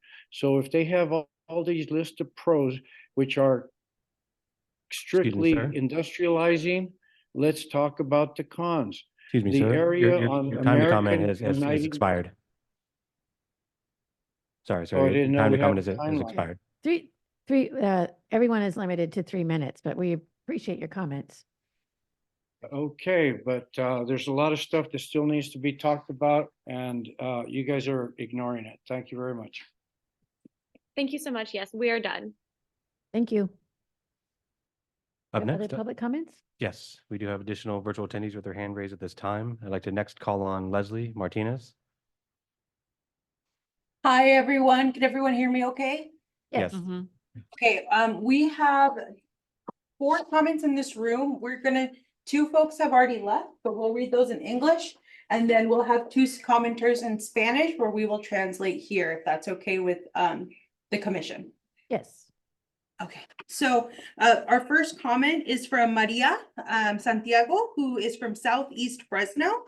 Her comment is, my name is Maria.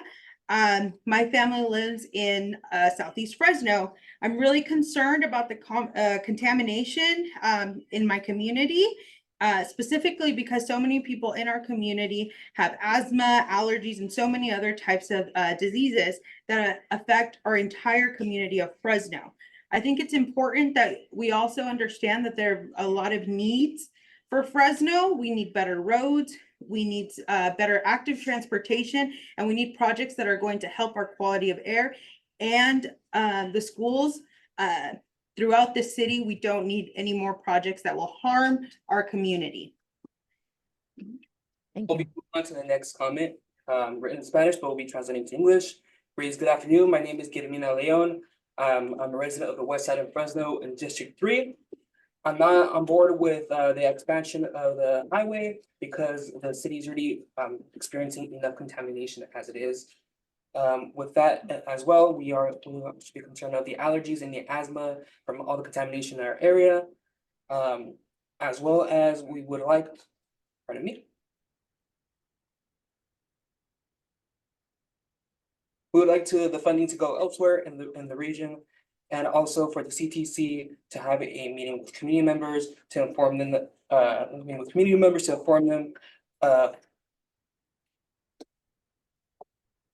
so they can have their voices amplified. Thank you for your time, and I apologize for any hesitancies.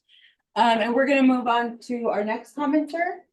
Thank you. Just a quick reminder to please slow your pace to allow our Spanish interpreters adequate time to kind of keep up. So thank you. Thank you, will do. Mi nombre es Araceli Sanabria y vivo en el sureste de Fresno, en el distrito 5. Y estoy muy triste y decepcionada con los que representan, porque en vez de arreglar nuestras calles que están en pésimas condiciones, poner semáforos, arreglar banquetas, mejorar la iluminación de nuestras calles, poner más escuelas, más parques o caminadores con áreas verdes, mejor están invirtiendo en algo que nos va a enfermar más de asma, alergias, que es muy incómodo, ya que yo y mi familia lo estamos viviendo. Pero ustedes no piensan en nuestra comunidad, solo piensan en sus beneficios de los más ricos y tristemente nunca toman en cuenta nuestros comentarios. Y eso es porque ustedes no viven en nuestra área. Es por eso que no entienden y por eso siempre mandan todo lo malo a los pobres y los olvidados, que somos los que vivimos en el sureste. Siempre me pregunto, ¿por qué no llevan todas las industrias y contaminantes al área del norte, donde viven todas las que tienen la oportunidad de vivir en esas áreas y desafortunadamente nosotros no podemos estar en ese lugar? Y yo no quiero que aprueben este dinero en cosas que nos van a afectar mucho. Gracias. And were you all was that translated already? We're getting ready to do that now.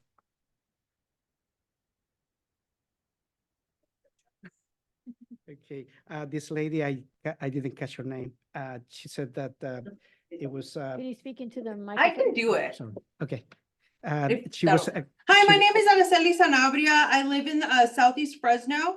I'm in District 5. I'm really sad, and I'm really sad to hear that our voices are not being represented because there are so many other things we need in our community. Oh. Our streets, our sidewalks, and our lighting is so bad in the city. We need other investments like schools, parks, better roads, places where we can go and be outside. Instead, you're putting something that's going to make us sick, like that includes asthma and allergies, and it's so uncomfortable because it's everybody in my family struggles from some type of illness. But you all do not think in our community, you only think on how you can make those who are wealthy better, give them benefits. And unfortunately, you never listen to our comments. Every time you do projects, you don't live where we live. And in fact, I always question why don't put these type of projects in North Fresno where there is a lot of land and opportunity and there's folks who can afford to live there. Why aren't these type of projects put up there? So we're asking that you do not approve this funding for this project. And then we have one more commenter. Okay. Thank you for the translation. Appreciate it. And Buenas make tardes, sure mi when, nombre es Lilia Becerril, fundador de Familias en Acción, aquí en Fresno, sureste de Fresno. Como organización, somos una organización que estamos trabajando arduamente. Regularmente 2 veces por mes hacemos limpiezas comunitarias para implementarla mejor, cuidar nuestra salud primero que nada por las basuras que se tiran contaminando el medio ambiente. My name is Lilia Becerril. I am the founder of Familias en Acción. It is a nonprofit organization in South Fresno that focuses on ensuring that folks have a good quality of life and that is connected to the public health of the community. También tenemos distribuciones de alimento para las familias en necesidad en esta comunidad. We also provide food for a lot of the families that are in need. En una sola palabra, todos los recursos que se ocupan en esta comunidad totalmente gratis. In fact, it's just so many of the resources that our communities need, and we provide them completely for free. Las necesidades que se presentan aquí en esta comunidad, primero que nada, son la calidad del aire. The most important thing that we need to talk about for our community is air quality. Las familias están muriendo de cáncer, de asma. Families are dying from cancer and asthma. Padecen de alergias todos los días. There's allergies every single day. Pensamos que como ustedes que son los representantes deben de ver esto más que nada y mirar cuántas personas están muriendo a cada día. We think that you as decision makers need to look at what's happening in our community and take action on it. Las carreteras de nuestra área aproximadamente tienen desde los 1990 que no tienen una remodelación. A lot of the streets in our community have not been upkept since probably 1990. La mayoría de las carreteras siempre las tenemos como mapas. ¿Mapa? Sí, como un mapa. Oh, most of the streets in our community are like maps. Solamente vienen y parchan un hoyo y se acabó. So they only will patch up a small part of it and then move on. Yo pienso que ya nuestros carros ya están amordeados de los amortiguadores, ya no tienen amortiguadores de tanto golpe que dan en el piso. The tires on the car are completely, basically gone because of how often we're hitting potholes. En ocasiones han explotado hasta las bolsas de aire. And we have airbags that are being exploded while people are driving in town. Las aseguranzas que tenemos de nuestros autos no cubren eso. Our insurance does not cover that. Pensamos que si ustedes van a invertir en algo que son los 43 millones de dólares, sean específicamente para las áreas abandonadas. If you're going to invest $43 million into our community, we really think that it should be in places that need it the most. El expandir las carreteras solamente perjudicará más el medio ambiente para nosotros. Adding more lanes and expanding freeways only affects us, and it creates poor air quality for our community. Nosotros ya necesitamos urgentemente We urgently need que nos prioricen un poquito. that you please prioritize us just a little bit. En nombre de las comunidades, las familias que no vinieron el día de hoy, In the name of the communities that couldn't be here today, pedimos a grito abierto we're asking que por favor nos pongan atención. that you start listening to us. Necesitamos pronto We need soon renovaciones de calleteras. renovations for our streets and our communities. Necesitamos más planteo de árboles We need more trees para que nuestras familias caminen en sombras en tiempo de temperaturas altas. so folks can walk throughout their community when it's hot outside under shade. También ustedes están implementando lo de los autos en eléctricos. Also, with the when you're talking about electric cars, Para nosotros no es beneficioso, ya que para nosotros no podemos comprar un auto tan caro. we can't afford electric vehicles. That's something that is out of our reach. Autos que no donde quiera vamos a poderlos cargar. Cars that we can't even charge anywhere in town. ¿Se han pensado ustedes cuando tenemos las temperaturas altas aquí en el condado de Fresno? Have you thought about how hot it gets here in the city of Fresno? Los transformadores eléctricos explotan cada rato. Transformers are exploding throughout the town, Usando electricidad más pronto van a explotar. and the amount of electricity used is only going to perpetuate that. Por favor, no queremos que apoyen este proyecto. Please do not approve this project. Nuevamente, en nombre de Familias en Acción y la comunidad completa del sureste de Fresno, In the name of Familias en Acción and also all of South Fresno, pedimos que escuchen nuestra voz. we ask that you please listen to our voices. Y como dicen en mi rancho, And how they say in my no ranch, echen nuestras palabras en bolsa rota. please don't throw our words into broken bags. Gracias. Thank you. And that's it for our room. Thank you. Appreciate your comments. Do we have any other public comment? Yes, we do have additional public comment at this time. I'd like to call on Scott Mosier.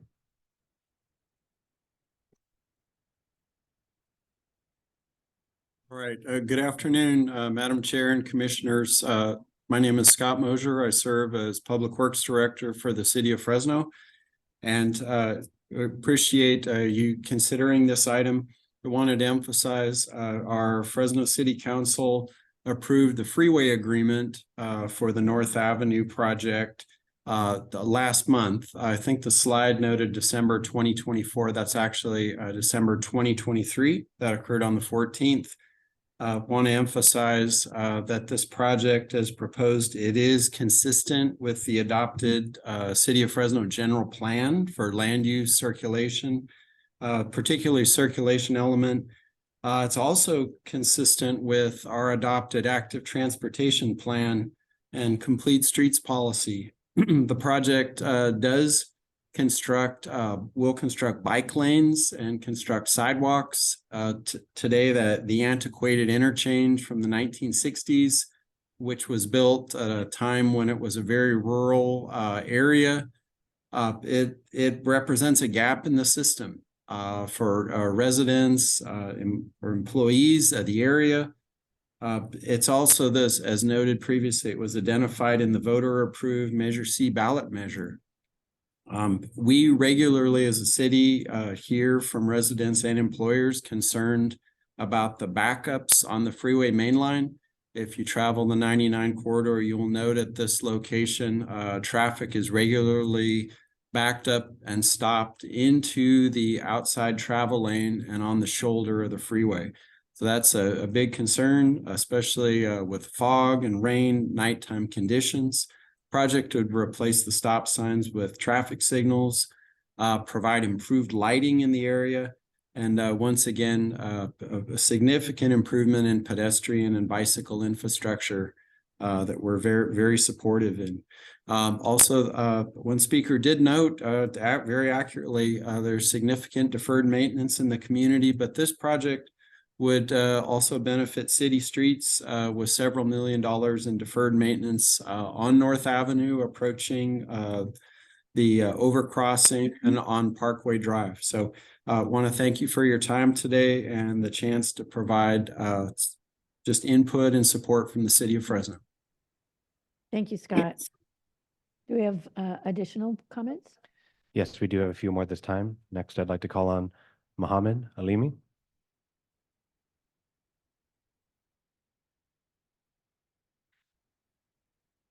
Mohammed Alimi, you're now free to unmute yourself and make your comment.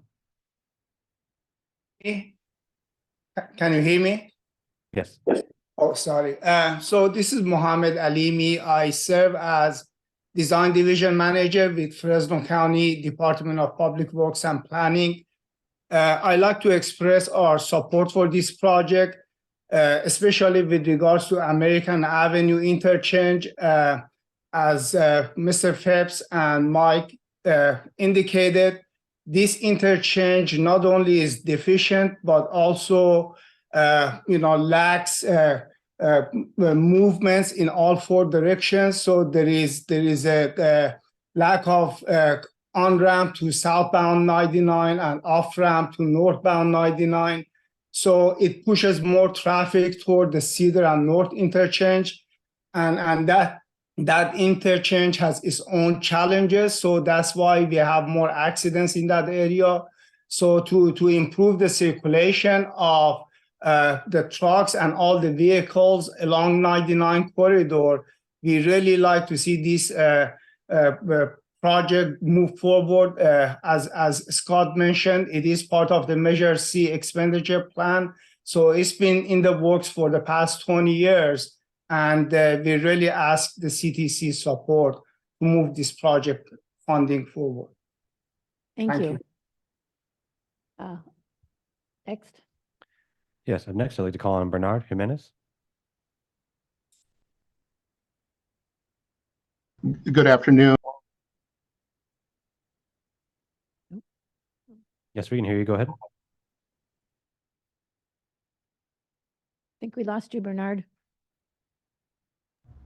How about now? Can you hear me? Yes. Yes. Thank you. Okay, I'm sorry about that. Good afternoon, Madam Chair, members of the commission. My name is Bernard Jimenez. I'm the planning officer with the Fresno County Department of Public Works and Planning. I'll limit my comments just to a topic that was raised earlier, and that's with respect to the purported planned industrial park by Fresno County. And I just want to reemphasize the comments made by Mike Leonardo earlier. There is no planned project. The county did undertake an assessment of available infrastructure in the area and things that would be needed if the county decided to move forward with such a development. The idea of an industrial park is not new to Fresno County. Since 2006, the county has contemplated the potential development of an industrial park, and we have looked at multiple sites throughout Fresno County. Any industrial development in this region would take a rezoning and an amendment to the county's general plan, and that simply is not being undertaken at this stage. So I just wanted to reemphasize that there is no project that the county has undertaking to redesignate or rezone lands to future industrial use. Thank you. Thank you, Bernard. Next. Up next, I'd like to call on Alma Gallegos.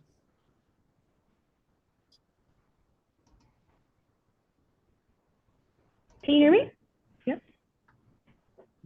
Yes, we can. Okay, good afternoon. My name is Alma Gallegos. I am with Fresno Building Healthy Communities, and I'm taking this opportunity to speak on behalf of the community and bringing light to this movement. Approving the interchange project will cause our community more harm and will damage us in various ways.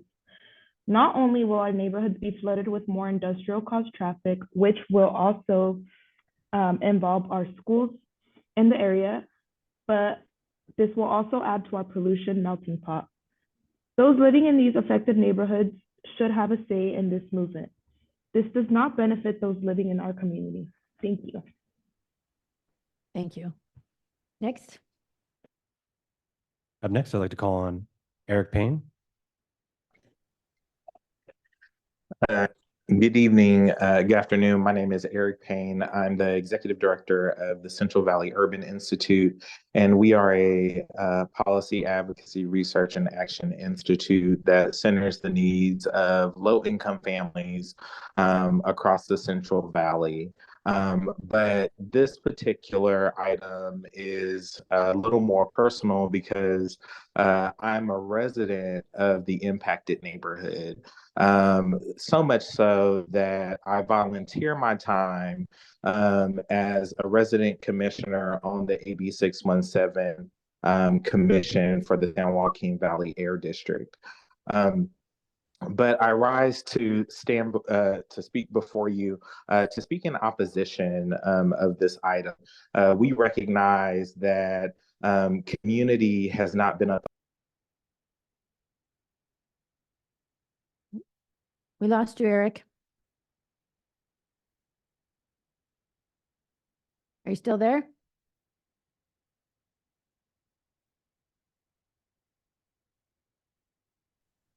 Can you hear me? Now I can hear you. Thank you. Okay. We recognize that community has not been a thought partner in this process and deliberations with Caltrans. And it's only reflective of the harm and damage that Caltrans has done to this neighborhood in the past with the addition of the 41 highway that ravaged through this low-income neighborhood in the early 90s. We also recognize that it's our position that Caltrans has become a rogue agency that is not a collaborative partner in helping to meet the governor's objectives around equity and climate justice. And because this rogue agency. Oh, we lost you again, Eric.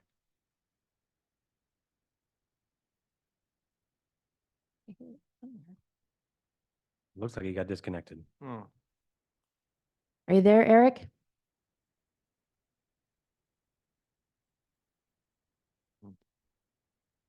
Do we want to Yep. go to the next one and then Move come on to the back? next- Yeah, we're going to move Okay. on to the next one at this time. I'd like to call on Topher Mathers. Hi, Topher Mather speaking on behalf of Active San Gabriel Valley. CT says this project will reduce congestion, but consistent scholarship on this issue is clear that expansions may reduce congestion in the short term, but induce latent demand will not reduce congestion in the medium or long term. Congestion will return. Furthermore, this project is outlined with California's climate equity goals.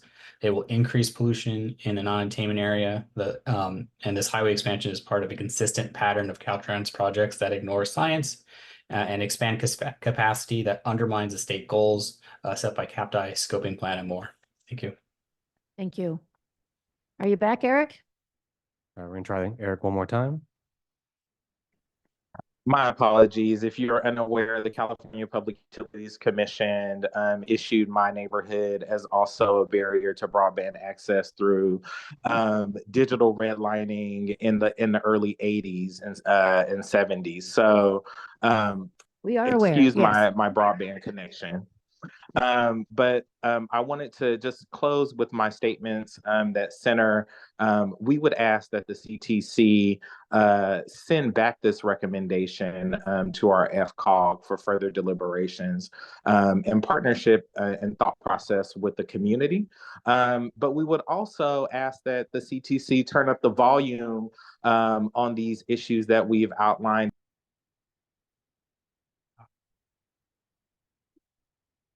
I'm sure, I believe you have one in-person commenter. We do, yes. Are you there, Eric? Okay, we'll come back to Eric again if he comes back. Do we have any other online? No? We do not have any other online, but we do have Eric Yeah. back. Should we Okay, try him we'll try once Eric one more time. All right. Closing, we ask that the CTC turn up the volume on this conversation with Caltrans around how to further align its goals and objectives with the climate justice and equity initiatives, and not just tokenize the voices for DE&I within the department. And so I'll close my comments there and thank you for your time. Thank you. Here we have Natalie Delgado, Leadership Council.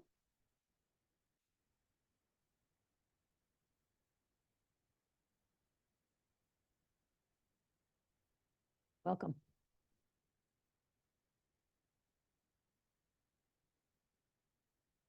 Yeah. Hi, good afternoon, commissioners. My name is Natalie Delgado, and I'm a policy advocate for Leadership Council for Justice and Accountability. I'm here today to raise concerns regarding a project that FCOG proposed through RTIP, and that funds $43 million to the American Avenue interchange widening on Highway 99 in South Central Fresno, which is an AB 617 community. The project fails to meet the criteria in the STIP guidelines, and as this violates the state's requirements, the RTIP should be rejected, or at the very least should not be approved unless this project is removed. We urge the CTC to reject the FCOG RTIP due to serious concerns about the legality, and as community residents have raised, health and well-being impacts of the interchange project on the state's most vulnerable communities. I'd also like to push back on the narrative that the proposed 3,000-acre industrial park is just an idea. It is clear that the city and county have continued to push industrial projects despite community opposition, and it's clear that these interchange expansions are laying the groundwork for the industrial park, creating the infrastructure to facilitate the proposed industrial development. The proposed expansion will make this idea a reality. The STIP guidelines require each project to have completed an environmental process. Though technically the final EIR was released last year, Leadership Council, alongside with other community organizations, currently have an open lawsuit regarding this project for failing to meet requirements under NEPA and CEQA, and to failing to analyze significant environmental effects, as well as violations of civil rights laws and the Clean Air Act. The project was approved without a meaningful analysis of its VMT impacts, public health impacts, air quality impacts, and environmental impacts to the surrounding communities. Due to the EIR's failure to analyze these impacts and the ongoing lawsuit, the project compliance with CEQA is in question. Despite efforts by Caltrans to throw plaintiffs' CEQA claims out on a technicality, a preliminary court ruling issued yesterday affirms that the suit challenging CEQA compliance can move forward. In addition to plaintiffs' civil rights claims, until this lawsuit is resolved, the environmental process has not technically been completed the way it should have been. The project fails to meet the STIP guideline also to comply with the federal law by You're gonna have to slow jeopardizing. down a little bit. There we Yeah, go. sorry about that. Can't keep up. Yeah. The project also fails to meet the STIP guideline to comply with federal law by jeopardizing the civil rights of low-income communities of color and violating the Clean Air Act. STIP guidelines require that the implementing agency ensures non-discrimination. Funding of this project further exasperates the disparate pollution impacts and health outcomes on residents of communities surrounding the project site, which are disproportionately Latinx, Black, and children. The interchange would disproportionately discriminate based on race, income, age, and country of origin, and continues to reinforce racist land use and transportation planning patterns that overconcentrate heavy-duty truck traffic and industrial development within disadvantaged communities. In addition, as noted earlier, the FHWA has recently. Your 3 minutes is up. Okay, Yes. thank you. Thank you. All right, thank you. Do we have any other public comment?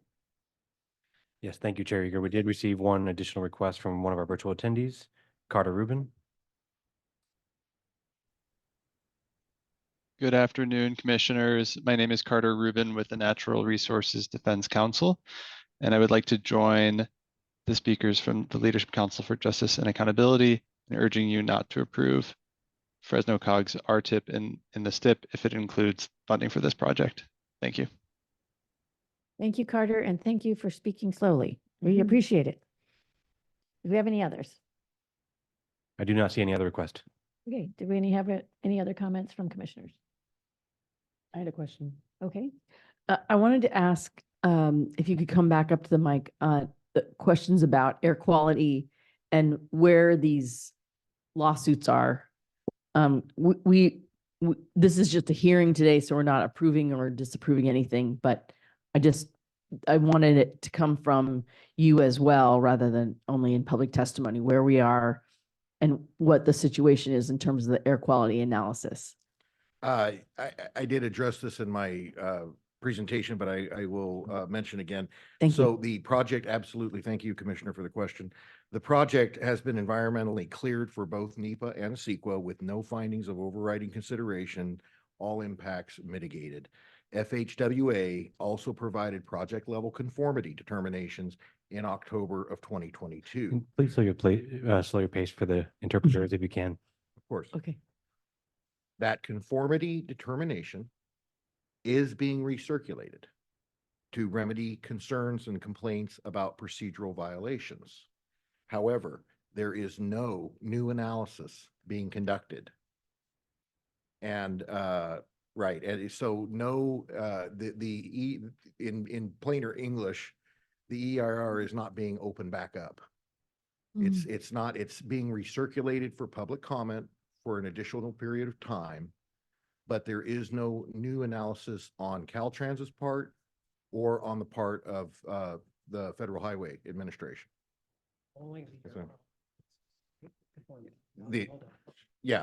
it's only, right, it's only the air quality portion of the environmental document, the air quality conformity analysis.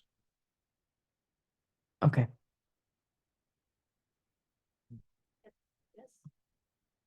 Okay, thank you. No more public comment, correct?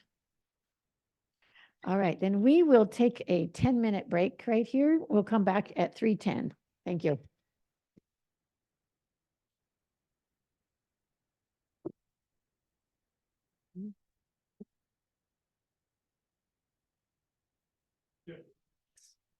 Santa Barbara. Okay, thank you. We are back in session. I'll turn it back over to Casey.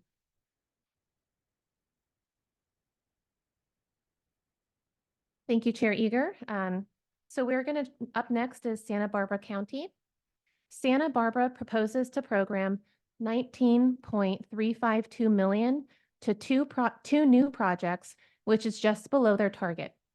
Proposals include adding $14.2 million in construction support funds to the route multi-corridor segment 4E North Cabrillo project, interchange project, and under the active transportation category, adding $4.1 million in construction funds for the new Cabrillo Boulevard pedestrian improvements. We have Sarkis here today with the Santa Barbara County Association of Governments, and I apologize, I cannot pronounce their last name. That's okay. It's Kachek. Thank you. Thank you. All right. Thank you. And I do have a slide deck if that's ready. Okay. Thank you. So thank you, Chair Eager, Commissioner Sarkis Kachek with Santa Barbara County Association of Governments. Thank you for allowing a South County to crash the North hearing. Appreciate that. So I would like to start off by saying thank you to Casey for all her help. We had to do a couple iterations in the last week, so thank you to her support and patience with us. Next slide, please. Okay, this is from October 2022. This is when the commission held your October meeting in Santa Barbara. This is my favorite picture from that year. Please don't tell my wife because the family photo was up there too. But we're so thankful that the commission came to our region and allowed us to take you on a tour to show how your investments are paying off to help us with our corridor. And we hope to see you back soon. All right, next slide, please. So what is our story? Our story is that we see the light at the end of the tunnel with completing our Santa Barbara US 101 multimodal corridor. This has been a strong partnership with the Commission, Caltrans, SPCAG, and our local partners to address congestion between Ventura and Santa Barbara County. So this is a significant interregional corridor. Many of the elements in our corridor, and I'm being mindful to slow down, do align with state climate action plan for transportation infrastructure goals related to the transit and rail network, related to active transportation and zero emission vehicles. This is our region's #1 transportation priority. And so I just wanted to highlight that as well. And the partnership with Ventura County has been instrumental for us. There are a series of improvements that we've been partnering on together, and this is a corridor of statewide significance. Next slide, please. So we can't say thank you enough to the commission. I think we have over 20 colors of transportation funding in this corridor, probably more, but I'm not going to bore you to death. But the biggest investments have been from the state. We have money from Proposition 1B, just to let you know, along with Caltrans investments through the shop, Cal STA with the TIRSA program. And then the game changer for us was the state passing Senate Bill 1 and creating the competitive programs. Thank you to the commission for the awards from cycles 1 and 3. They've been instrumental for us to make even more progress. And then locally, our sales tax measure, Measure A, this corridor is the flagship project for Measure A. So finally, on this slide, what we're doing is we're taking our 2024 target to reduce our ask for Senate Bill Cycle 4. So we're using it as a match. Next slide, please. So this is a summary table that shows the programming that Casey mentioned. We're putting money towards final projects in the corridor near the city of Santa Barbara. So it's the final HOV segment 4E North at about 14 million. And then the Cabrillo Boulevard Rail, Bike, and Pedestrian Improvement Project, which is at another 4.2 million. And yeah, so I do see the right component. We are putting it towards construction capital and then seeking final funding from Senate Bill 1. Next slide, please. So this just gives you an idea of how much we've done together, and so we're thankful for that. And then we have many phases that have been completed or under construction, and then the final phase is partially funded for 4E North, and that's what we will be seeking funding for. Next slide. And then the other project, we have the HOV segment, but we're also proposing funding for the Cabrillo Rail, Bike, and Pedestrian Improvement Project in the state of Santa Barbara. This was something that we showed on our tour to the commission a couple of years ago. So it's replacing a Union Pacific Railroad bridge. It's improving mobility and access for bicyclists and pedestrians, and it's going to allow for additional rail improvements in the future. So what our vision is once we have completed the HOV and the other related projects in the corridor, is we're going to have the HOV, bike and ped regional connections. We're going to have transit from Ventura County, and we're also working with MetroLink and Lausanne to have rail service from Ventura County to Santa Barbara. So for regions of our size, we feel like we're the poster child for multimodal corridors. Next slide, please. And then finally, this is the last slide. This is just to show our support for Caltrans on their ITIP nomination for the Santa Claus Lane Streetscape Phase 2 project. We had multiple projects funded from Senate Bill Cycle 1, and so this is one of those projects, and it's a Phase 2 segment that's going to help close the California Coastal Trail connection, and then it improves the crossing at Union Pacific Railroad. So we're thankful to Caltrans for the recommendation. And with that, that concludes my presentation. I'd be happy to take any questions. Thank you. And looking back at that underpass, I think even while we were there for only 15 minutes, and we saw 3 near misses, I think, in that time period. So glad to see it. Yes. And thank you for bringing that to our attention. I appreciate it. Do we have any other comments or questions? Yes, I just wanted to, having been at many of the openings and discussions about these projects, I wanted you to talk a little bit about your local measure and how this really is the fulfillment of the local measure and how you've been able to get a lot more multimodal use. That these aren't just highway programs, that they are actually very multimodal, and how you're connecting some networks that had disruptions through this money. Thank you. Through the chair, thank you, Commissioner Norton, and also thank you for attending our events. So in 2008, our transportation sales tax measure A was renewed as from our prior measure. Knowing that the congestion relief was important for our region, we put 13.3% or 140 million back in 2008 dollars as the #1 priority for our county.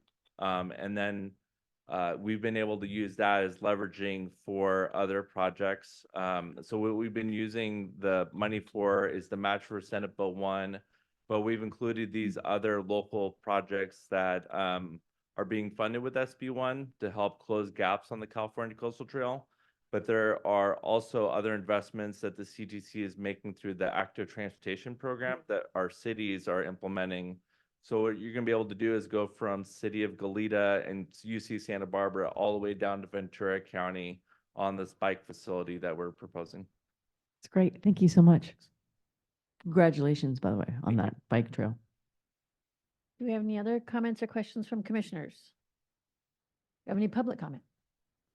Thank you, Chair Yeager. I do not see any requests from any virtual attendee to comment at this time. Thank you. Thank you. And go Niners.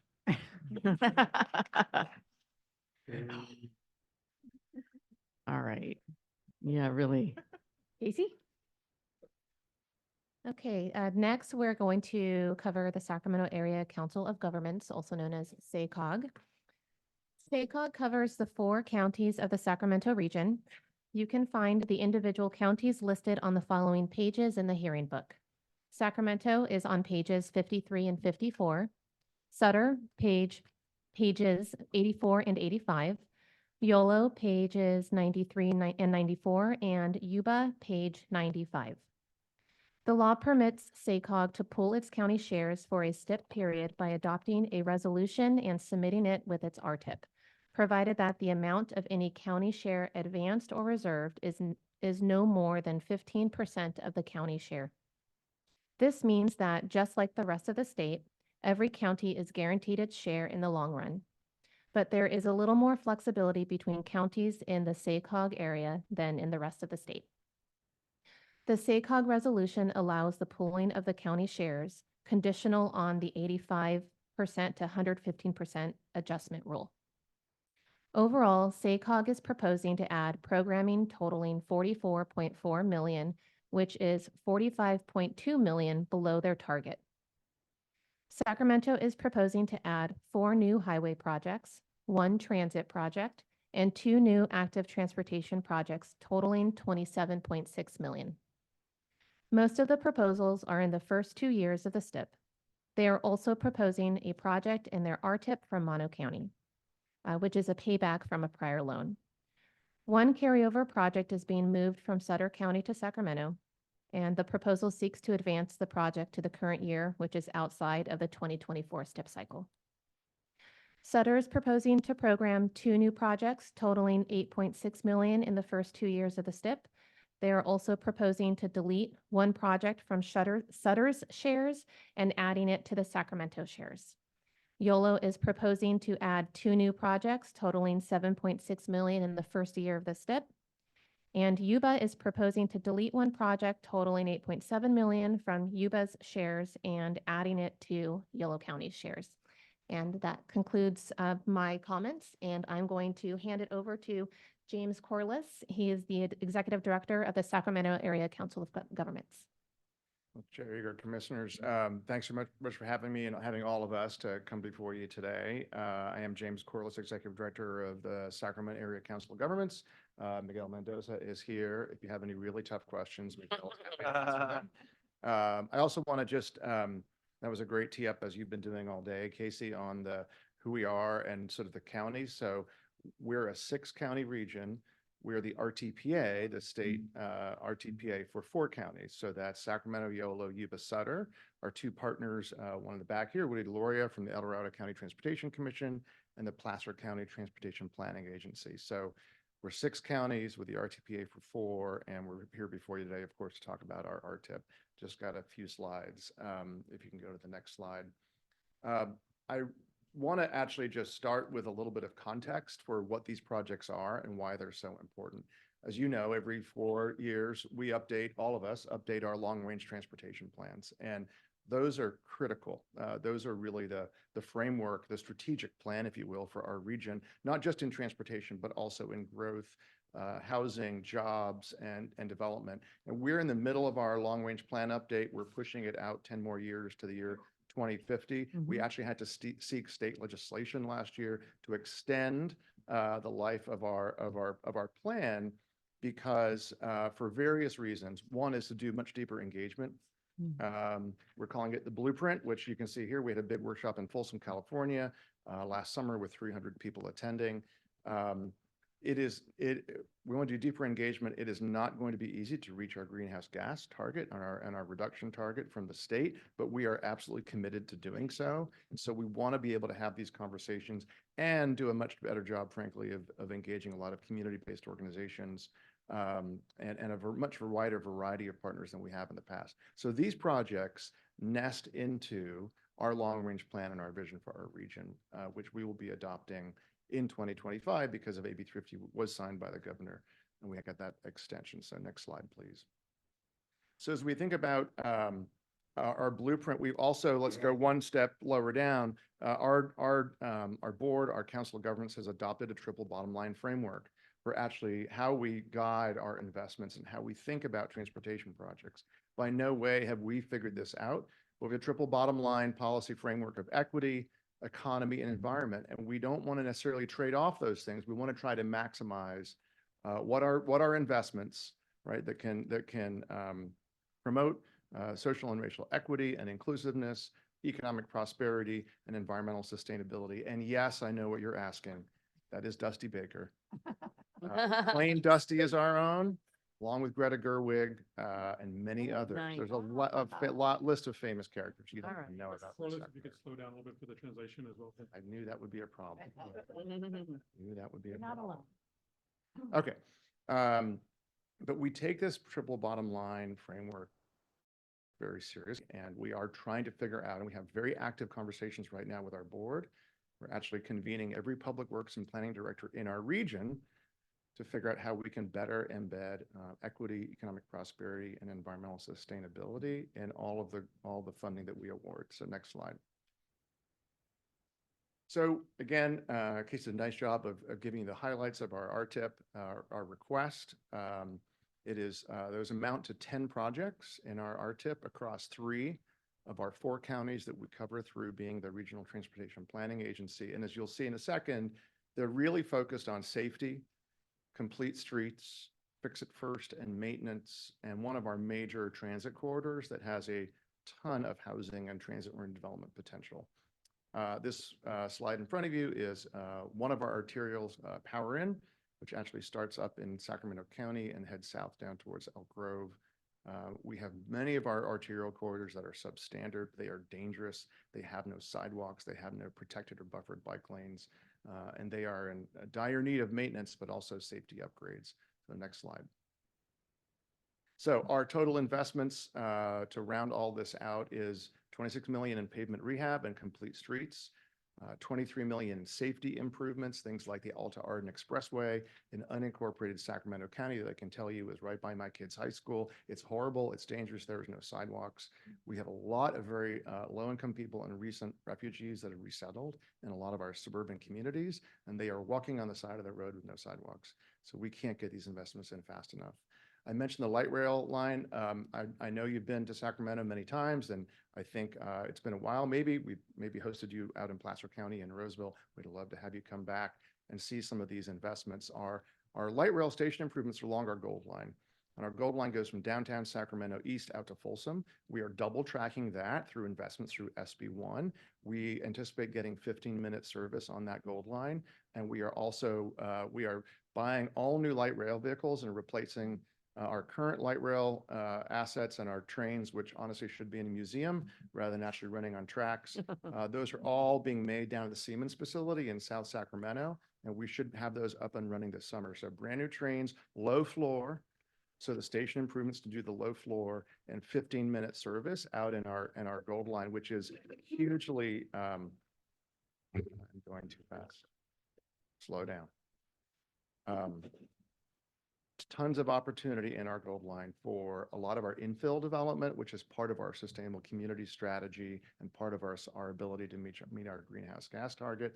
Last but not least, I'm just going slow now. 3 million to purchase new battery electric double-decker buses. You don't have to go to London to ride a double-decker bus. You can come to UC Davis. This is Unitrans, one of our actually most successful and student-run transit systems in the community of Davis. They have some older double-decker buses, kid you not, but if you've ever seen them, they're super cool. We are putting battery electric buses out there in Davis. So that rounds out our investments. And the next slide. Yeah. Go Aggies. Yeah, go Aggies. Yeah. I was absolutely. And 49ers. Yep. I think the next slide is my final slide, which is to thank you and really thank you for your investments in transportation and infrastructure, listening to all of us at the local and regional level as we work through these. I just want to close by also saying we're very proud, even though we are updating it this next cycle, but we're very proud of we have a competitive process that we run through all of our transportation projects. We have data and a performance tool that looks at equity, it looks at goods movement.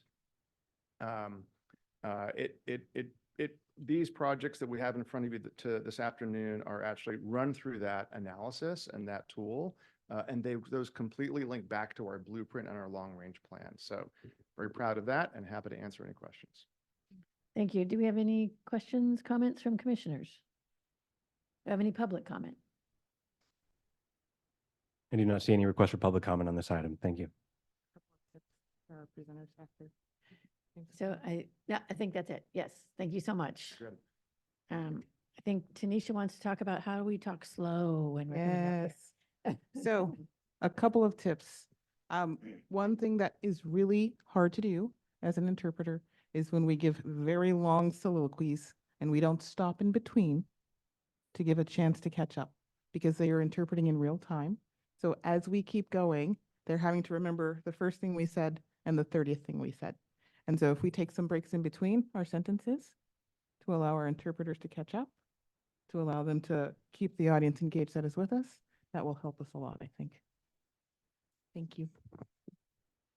And I'm sure the interpreter is going to say yes. Okay, Casey, thank you. Okay, next we have Santa Cruz County, which is available on pages 72 and 73. Santa Cruz proposes to program 8.6 million to new and existing active transportation projects, which, I'm sorry, I'm going to start all over. I was trying to go too slow and I threw myself off. I apologize. Santa Cruz proposes to program 8.6 million to new and existing active transportation projects, which is to their target. Proposals include adding 3 new active transportation projects totaling 6.6 million and increasing the construction funds to 1 carryover project. They are also requesting state-only funds for all but 1 project. And with us here today is Amy Naranjo. She's a transportation planner with the Santa Cruz County Regional Transportation Commission. Okay. Good afternoon, Chair Eager, Director Taylor, and commissioners. I have notes here. They're all in sentences here, so I'm hoping I can go slow enough. My name is Amy Naranjo, and I'm with the Santa Cruz County Regional Transportation Commission. And before I begin, I just wanted to thank you all for this opportunity to speak on Santa Cruz proposal. This is my first time addressing the commission and going through the STIP cycle. I'd also like to express my appreciation to CTC staff for their ongoing support and guidance through this process, so thank you. The Santa Cruz County 2024 RTIP aligns with the region's and state's vision for a balanced multimodal transportation system and reflects the county's prioritization of fix-it-first, local road and complete streets projects. Our proposal expands the scope of 1 existing 2022 STIP project and introduces 3 new projects. The existing SoCal San Jose Road resurfacing project combines funding from the 2022 STIP for pavement preservation on 4.5 miles of a critical evacuation and bypass route. SoCal San Jose Road was the former highway of the region. It serves a high volume of commute traffic on a normal day. And during emergencies, when Highway 17 is blocked, it becomes the primary bypass route for Highway 17. Next is the Escalona Complete Streets project in Santa Cruz. Slow down. Okay. Breathe in between. Okay, the Escalona Complete Street project in Santa Cruz includes several improvements, paving 1.3 miles on a local roadway and expanding the lifespan by 20 years. We're installing 50 new ADA compliant curb ramps to enhance accessibility for individuals of all abilities.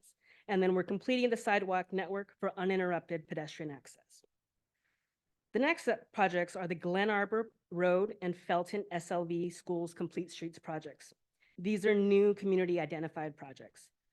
For several years, the Santa Cruz RTC, the County of Santa Cruz, and Caltrans have been working with residents in the San Lorenzo Valley and the school district to address safety concerns and provide bicycle and pedestrian facilities throughout the area. The County of Santa Cruz Glen Arbor Sidewalk Project in the community of Ben Lomond includes approximately 1,100 feet of new sidewalk that promotes and increases walking to the town center. The Felton San Lorenzo Valley Schools Complete Streets Project is a comprehensive package of bike, pedestrian, and transit improvements on 1.75 miles of Highway 9 in the San Lorenzo Valley. This project enhances an existing Caltrans SHOT project and aims to improve safety, enhance bicycle and pedestrian access and connectivity, reduce speeding, and address geographic inequities by rectifying underinvestment in rural regions. And while the RTC is currently allocating its resources to incorporate complete streets improvements into state-owned facilities, it's respectfully suggested that Caltrans also aligns its SHOT project planning with its complete streets and Main Street policies to integrate such improvements. In conclusion, the Santa Cruz County RTIP represents a strategic blend of sustainable planning, community benefit, and state goal alignment. We respectfully request the CTC's support in including our program of projects in the 2024 STIP, as it embodies our shared vision of a sustainable, resilient, and equitable transportation future for our California. Thank you for your time and consideration. Thank you. Do you have any comments or questions from our commissioners? I guess not. Do we have any public comment? I do not see any requests for public comment at this time. Thank you. Okay, thank you. Casey? Okay, so next up we have Stanislaus County, which is on page 83 of the hearing book. Stanislaus proposes to program 16.4 million, which is to their target. Proposals include adding the right-of-way phase to the State Route 132 West 3A project and deleting 8.4 million to the construction phase of the State Route 132 4-lane expressway project. With us here today is Rosa de Leon Park, the Executive Director for Stanislaus Council of Governments. Thank you, Casey, and thank you, Madam Eager, Chair, for allowing me to present today, and the Commissioners and Director Taylor. I did have with me earlier, it was my board member and supervisor, Vito Chiesa, and unfortunately he had to leave, so he regrets that he couldn't stay, but he had another commitment that is also very important to this region, and he wanted me to let you know. The extension of our Ultimate Corridor Express rail is coming to our region, and so he had another commitment that he had to be in Stockton, so that was the reason that he had to leave. But other than that, he wanted to mention something that is very important about our RTIP and the submittal that we've committed to this project. That they are very, with this project, it's important for our region due to safety. It is an increasing capacity project, but it's a project that it runs through an environmental justice community that we are trying to remove those trucks into that community to another alignment. So that is the reason of the proposal that we have in our project. It is a project of safety first. For my board, I have a 16 membership board that for the last few the last decade for sure that I've been here with them, they have prioritized this project as their number one, and it's the number one reason is the safety of this project. And it's been a project that has been through our regional transportation plan and sustainable communities. It's met the goals and objectives of our plans. but it also is a project that the voters of this county in 2016 passed our Measure L. And this was a project, again, that rose to the top. And again, it was due to safety. And with that, I'm just going to leave you that I just want to thank you all. I want to thank your staff for being so dedicated and supportive for all the regions, not only Stancock, but everyone along the state. And I wanted to just say that thank you for your consideration in March for our project that is very much needed in this community. Thank you. Thank you. Thank you. Do we have any comments or questions from commissioners? Any public comment? I see And- no request for comment on this item. Thank you. Please let supervisor know we're sorry that we didn't get to him in time, but we know his dedication and support. So thank you. Casey? Okay, next we have Butte County, which is available on pages 6 and 7 in the hearing book. Butte proposes to program 9.3 million, which exceeds their target by 897,000. Proposals include adding 6.3 million to the construction phase of the new Eaton Road State Route 99 southbound roundabout project in the second year of the STIP, and adding 2.6 million to the right-of-way and construction phases of the Palmero Safe Routes to School project in the first 2 years of the STIP. With us here today is Yvonne Garcia, Programming Director of the Butte County Association of Governments. Thank you for that, Casey. That summarizes BCAG's RTIP. I just wanted to add, both projects are specifically derived from BCAG's adopted Regional Transportation Plan Sustainable Community Strategy. It's a Herculean effort that we, like Director Corliss stated, it's something that we update every 4 years. It takes 2 years to complete on our part. These two projects, the first one is at State Route 99 Eaton Road Roundabout. A couple years ago, the city of Chico completed a 5-leg roundabout on the east side of Highway 99. A couple years later, now we're trying to complete the west side. That's all it does. And until it's completed, the operational improvements won't be fully realized. It's pretty straightforward. This particular one is a 4-leg roundabout. The flow will increase, what will improve emissions, will improve in VMT. It'll just improve and gets it done,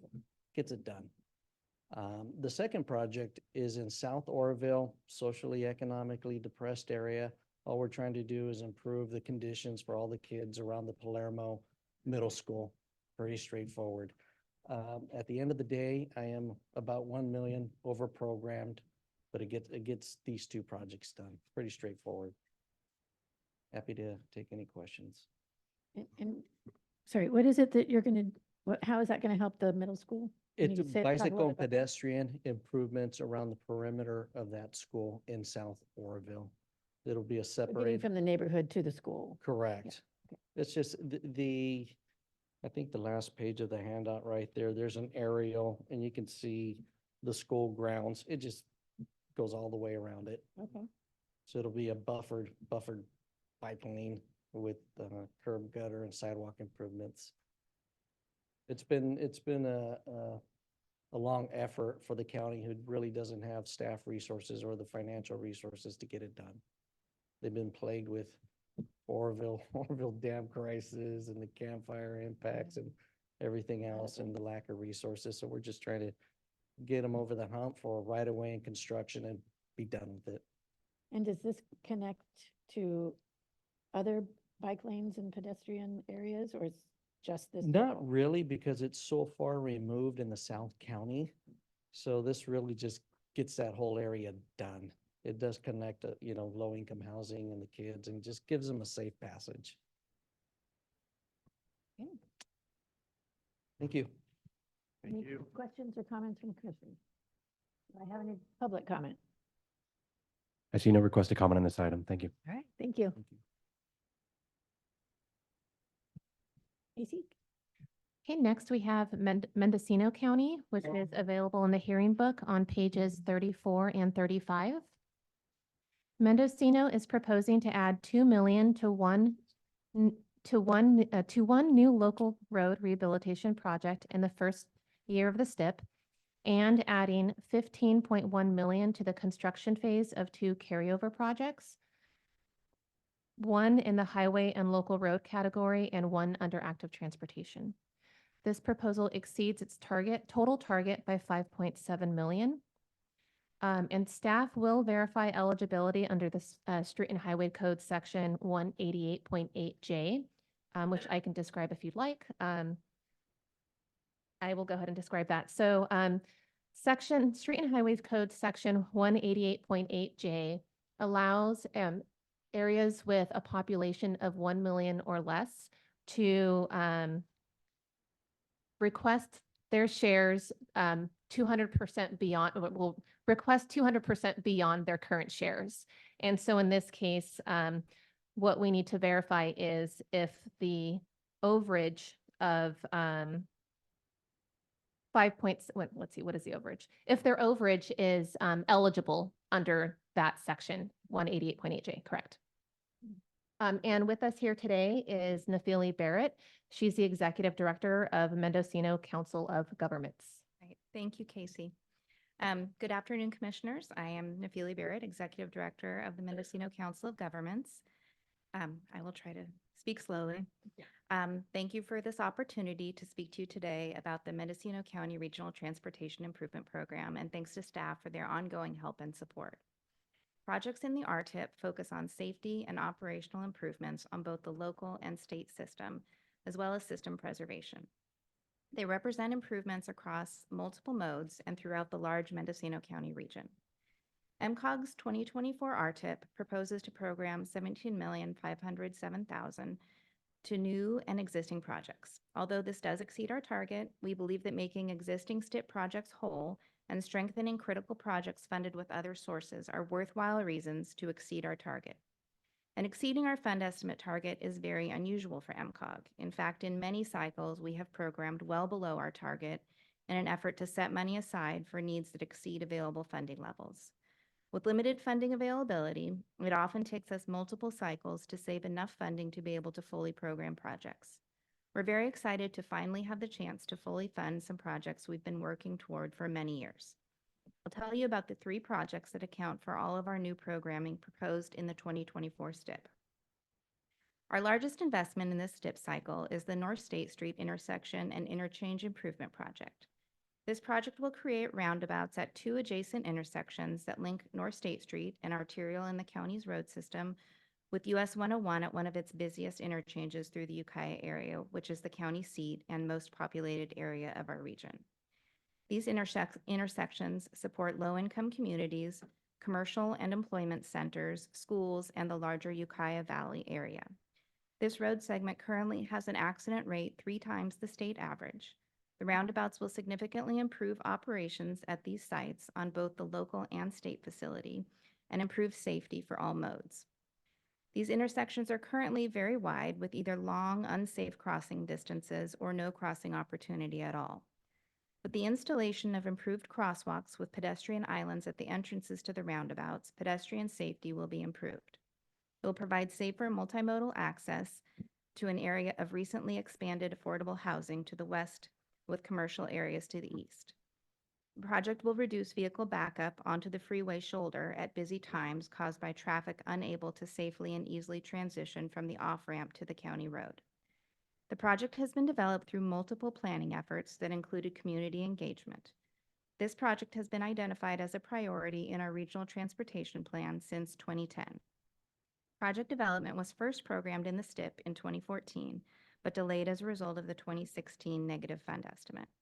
This is the first opportunity we've had to fund construction, and we're very excited to move this project closer to completion.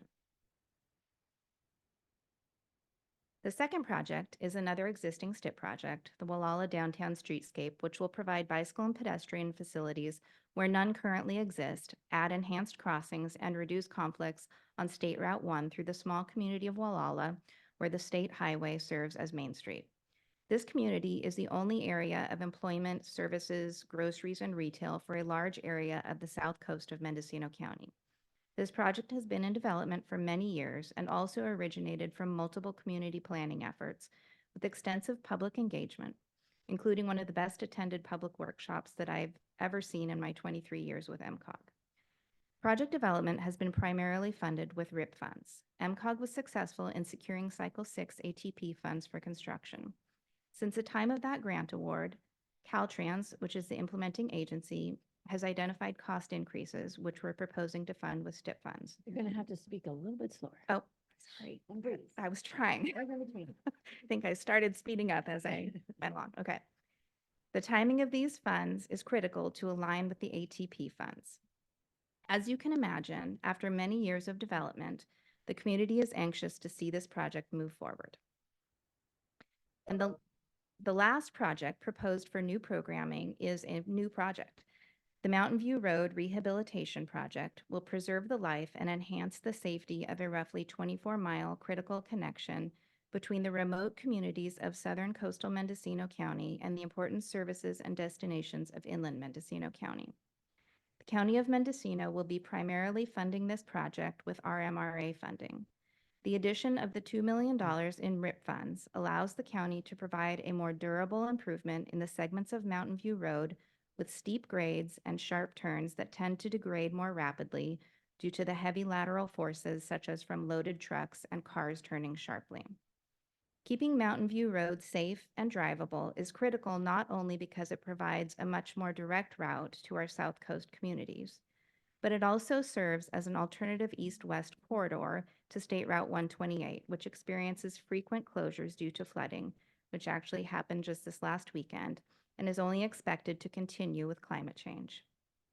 This project was particularly supported by members of the public in the South Coast communities that rely regularly on this important regional connection. In addition to these new programming proposals, the Mendocino County region has one other STIP project carried over from the previous cycle, a roundabout at Bush and Low Gap Road in the Ukiah area. The roundabout project will improve safety for all modes at And a have to busy go slower again. at a busy intersection that serves 7 schools, a county administration center, recreational facilities, and residential areas. And that's all the projects that we're proposing for funding in the 2024 STIP. Thank you again for this opportunity and for your consideration of our RTIP. We're excited to be so close to delivering these critical improvements in Mendocino County. That concludes my report, and I'm happy to answer questions. Thank you. Any questions or concerns? Do we have any public comment? We did not receive any public comment for this item. Thank you. Thank you. Thank you. Nice to see you. Casey? Okay, next we have Monterey County, which is available in the hearing book on pages 41 and 42. Monterey is proposing to program 15.5 million, which is to their target. The proposal adds the right-of-way and construction support phases of 6.3 million to the operational improvements Jocelyn Canton San Venancio Road project, which is also proposed to advance to the first year of the STIP. This project is not fully funded, but will seek SB1 funding. They are also adding design of 8.4 million to the US 101 South County Freeway Conversion Project. And with us here today virtually is Todd Muck, the Executive Director of the Transportation Agency for Monterey County. Good afternoon. I'm Todd Muck with the Transportation Agency for Monterey County. Monterey County's Regional Transportation Improvement Program reflects TAMC's dedication to improving statewide and regional travel by delivering high-priority highway, rail, and bicycle and pedestrian projects throughout the region that align with the state's climate and equity goals and focus on safety. Examples of some recent successes and ongoing projects is we've completed the first phase of the Monterey County Rail Extension Project, and we're working diligently to bring the second 2 phases to construction in 2025. Todd, you're gonna have to talk just a little bit slower and take breaks in between. Ooh, I'm trying. Okay. These phases are funded in the STIP and provide a multimodal transportation hub and rail service from Salinas to the Silicon Valley during peak travel times. This will start service that can be expanded in the future. Also, we're excited that our first competitive Senate Bill 1 project, the Imgen Parkway widening, will start construction next month. This is part of the Marina to Salinas multimodal corridor. This project is a true state and local agency partnership as it's funded with STIP, LPP competitive and formula funds, local measure, and local development fees. The project will deliver a new corridor of roundabouts with bicycle and pedestrian and transit improvements through a heavily congested commute corridor. Building on these successes, the 2024 Regional Transportation Improvement Program for Monterey County emphasizes critical highway safety improvements with the US 101 and Scenic State Route 68 corridors. Scenic State Route 68 is a scenic corridor that connects the Monterey Bay Peninsula and the Salinas Valley. The goal of this project is to improve safety for motorists and wildlife while easing congestion without adding road capacity.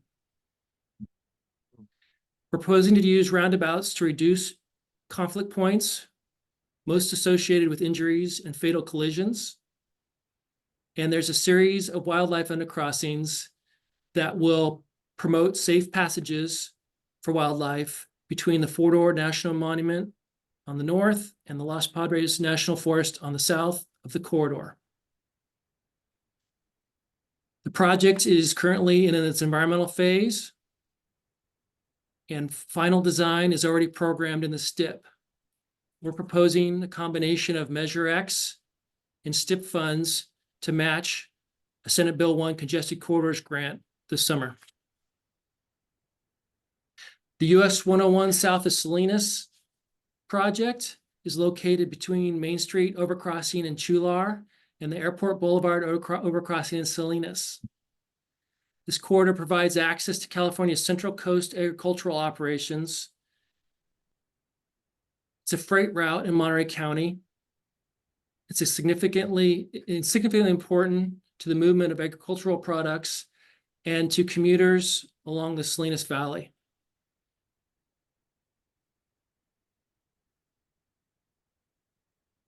We want to reduce the collision rates and serious injuries by eliminating 12 at-grade intersections, including 6 left turns that cross 2 lanes of high-speed traffic.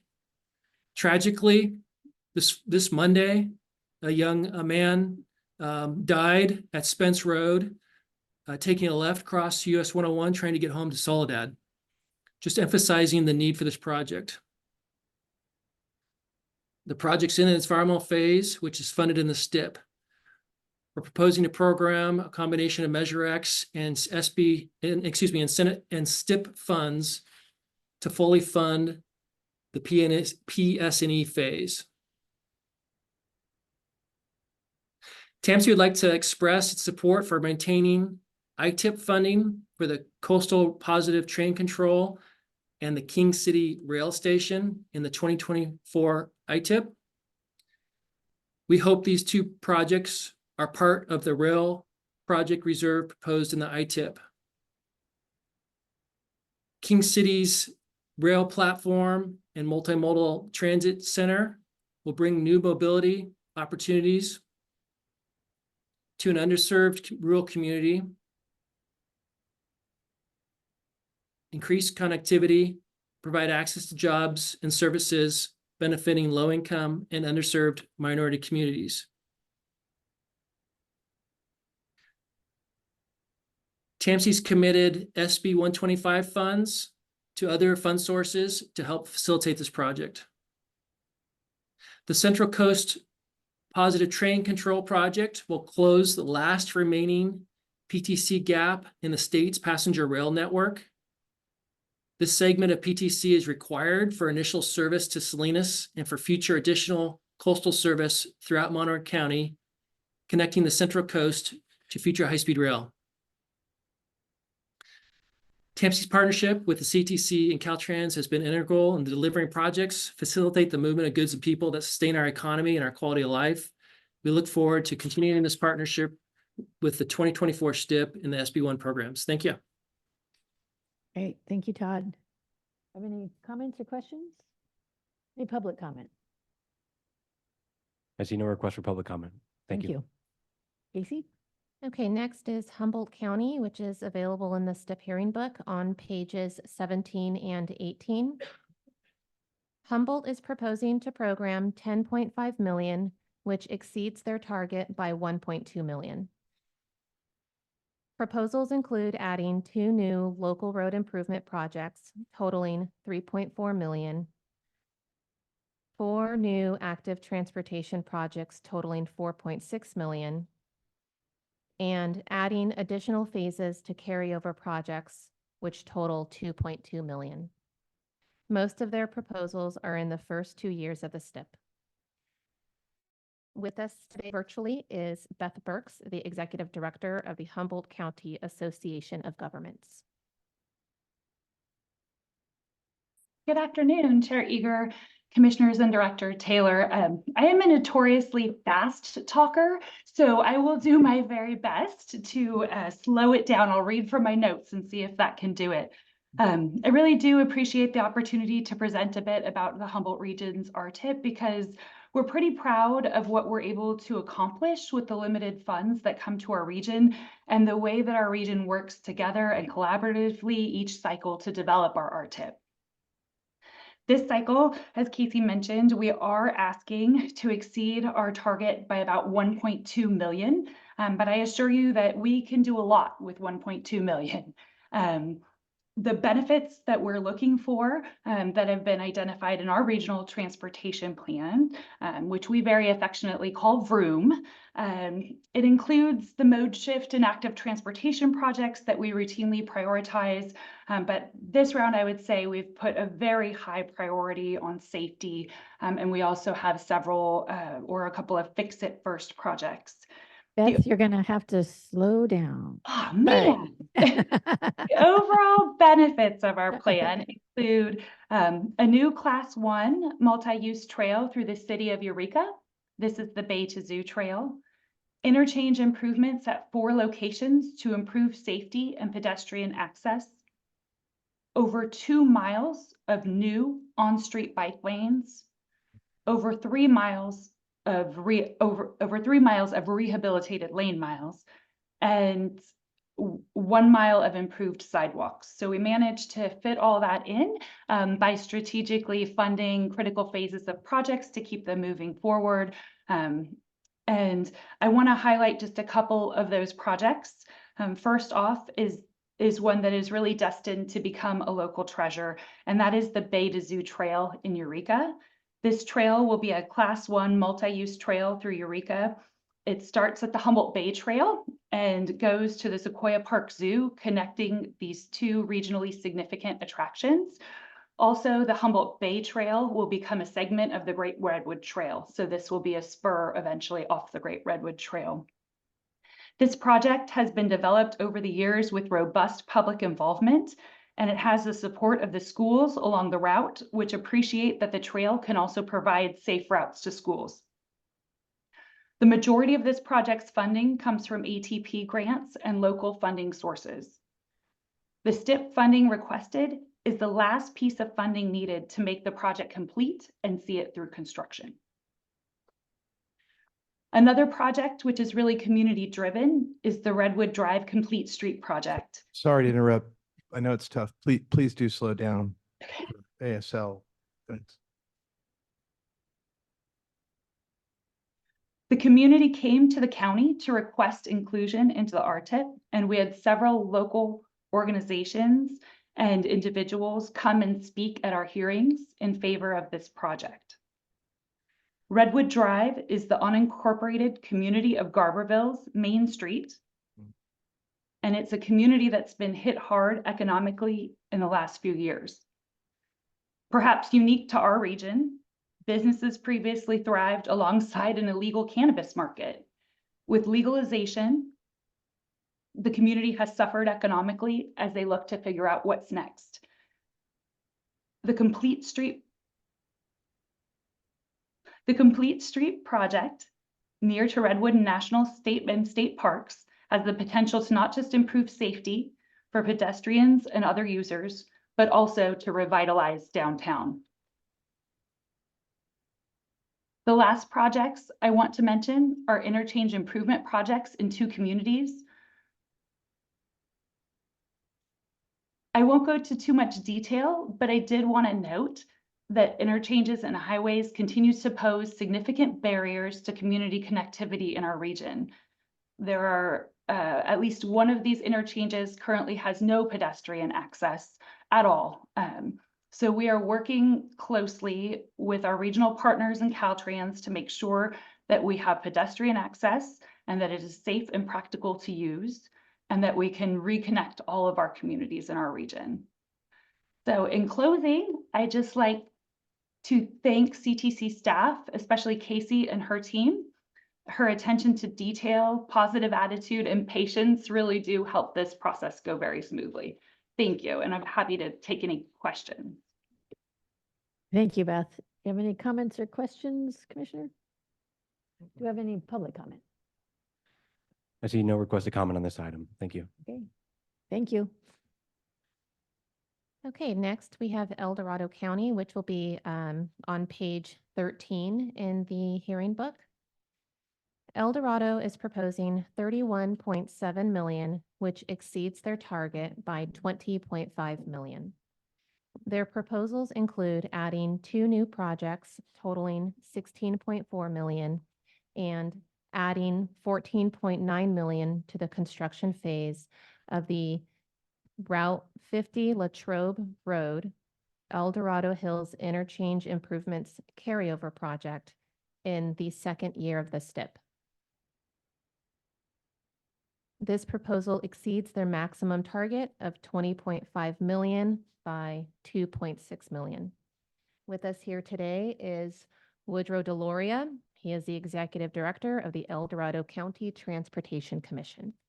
Good afternoon, Commissioners, Chair Eager, Director Taylor. It's clear we would all be well served to attend the Director Taylor School of Public Speaking. I'll do my best. That's just maybe for the record, that's Executive Director Taylor School of Cool. I would like to say. Agreed. As I'm Woodrow Deloria, I'm the Executive Director of the El Dorado County Transportation Commission. In partnership with El Dorado County, the City of Placerville, El Dorado Transit, and Caltrans, EDCTC has prepared and submitted for your consideration our 2024 RTIP.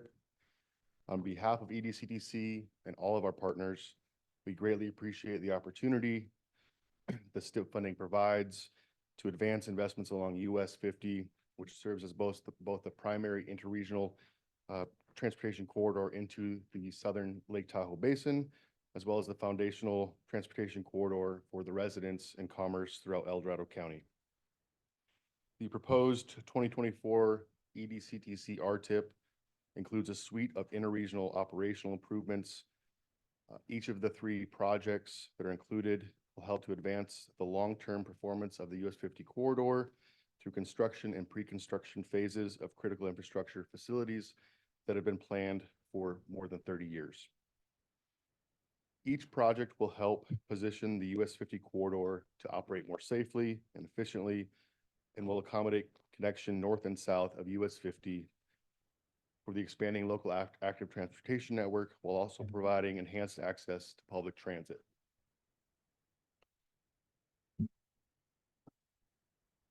These projects will serve many of the benefits mentioned by other speakers on similar project types, but will also enhance the critical evacuation preparedness and ultimately prepare US 50 to accommodate future managed lanes or other investments aimed at combating climate change, improved climate adaptation and resiliency, BMT reduction, and other benefits.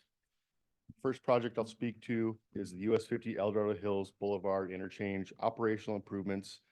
Construction of the operational improvements on the US 50 El Dorado Hills Boulevard Interchange will complete the final phase of this facility. The US 50 eastbound on and off ramps at US 50 and El Dorado Hills Boulevard.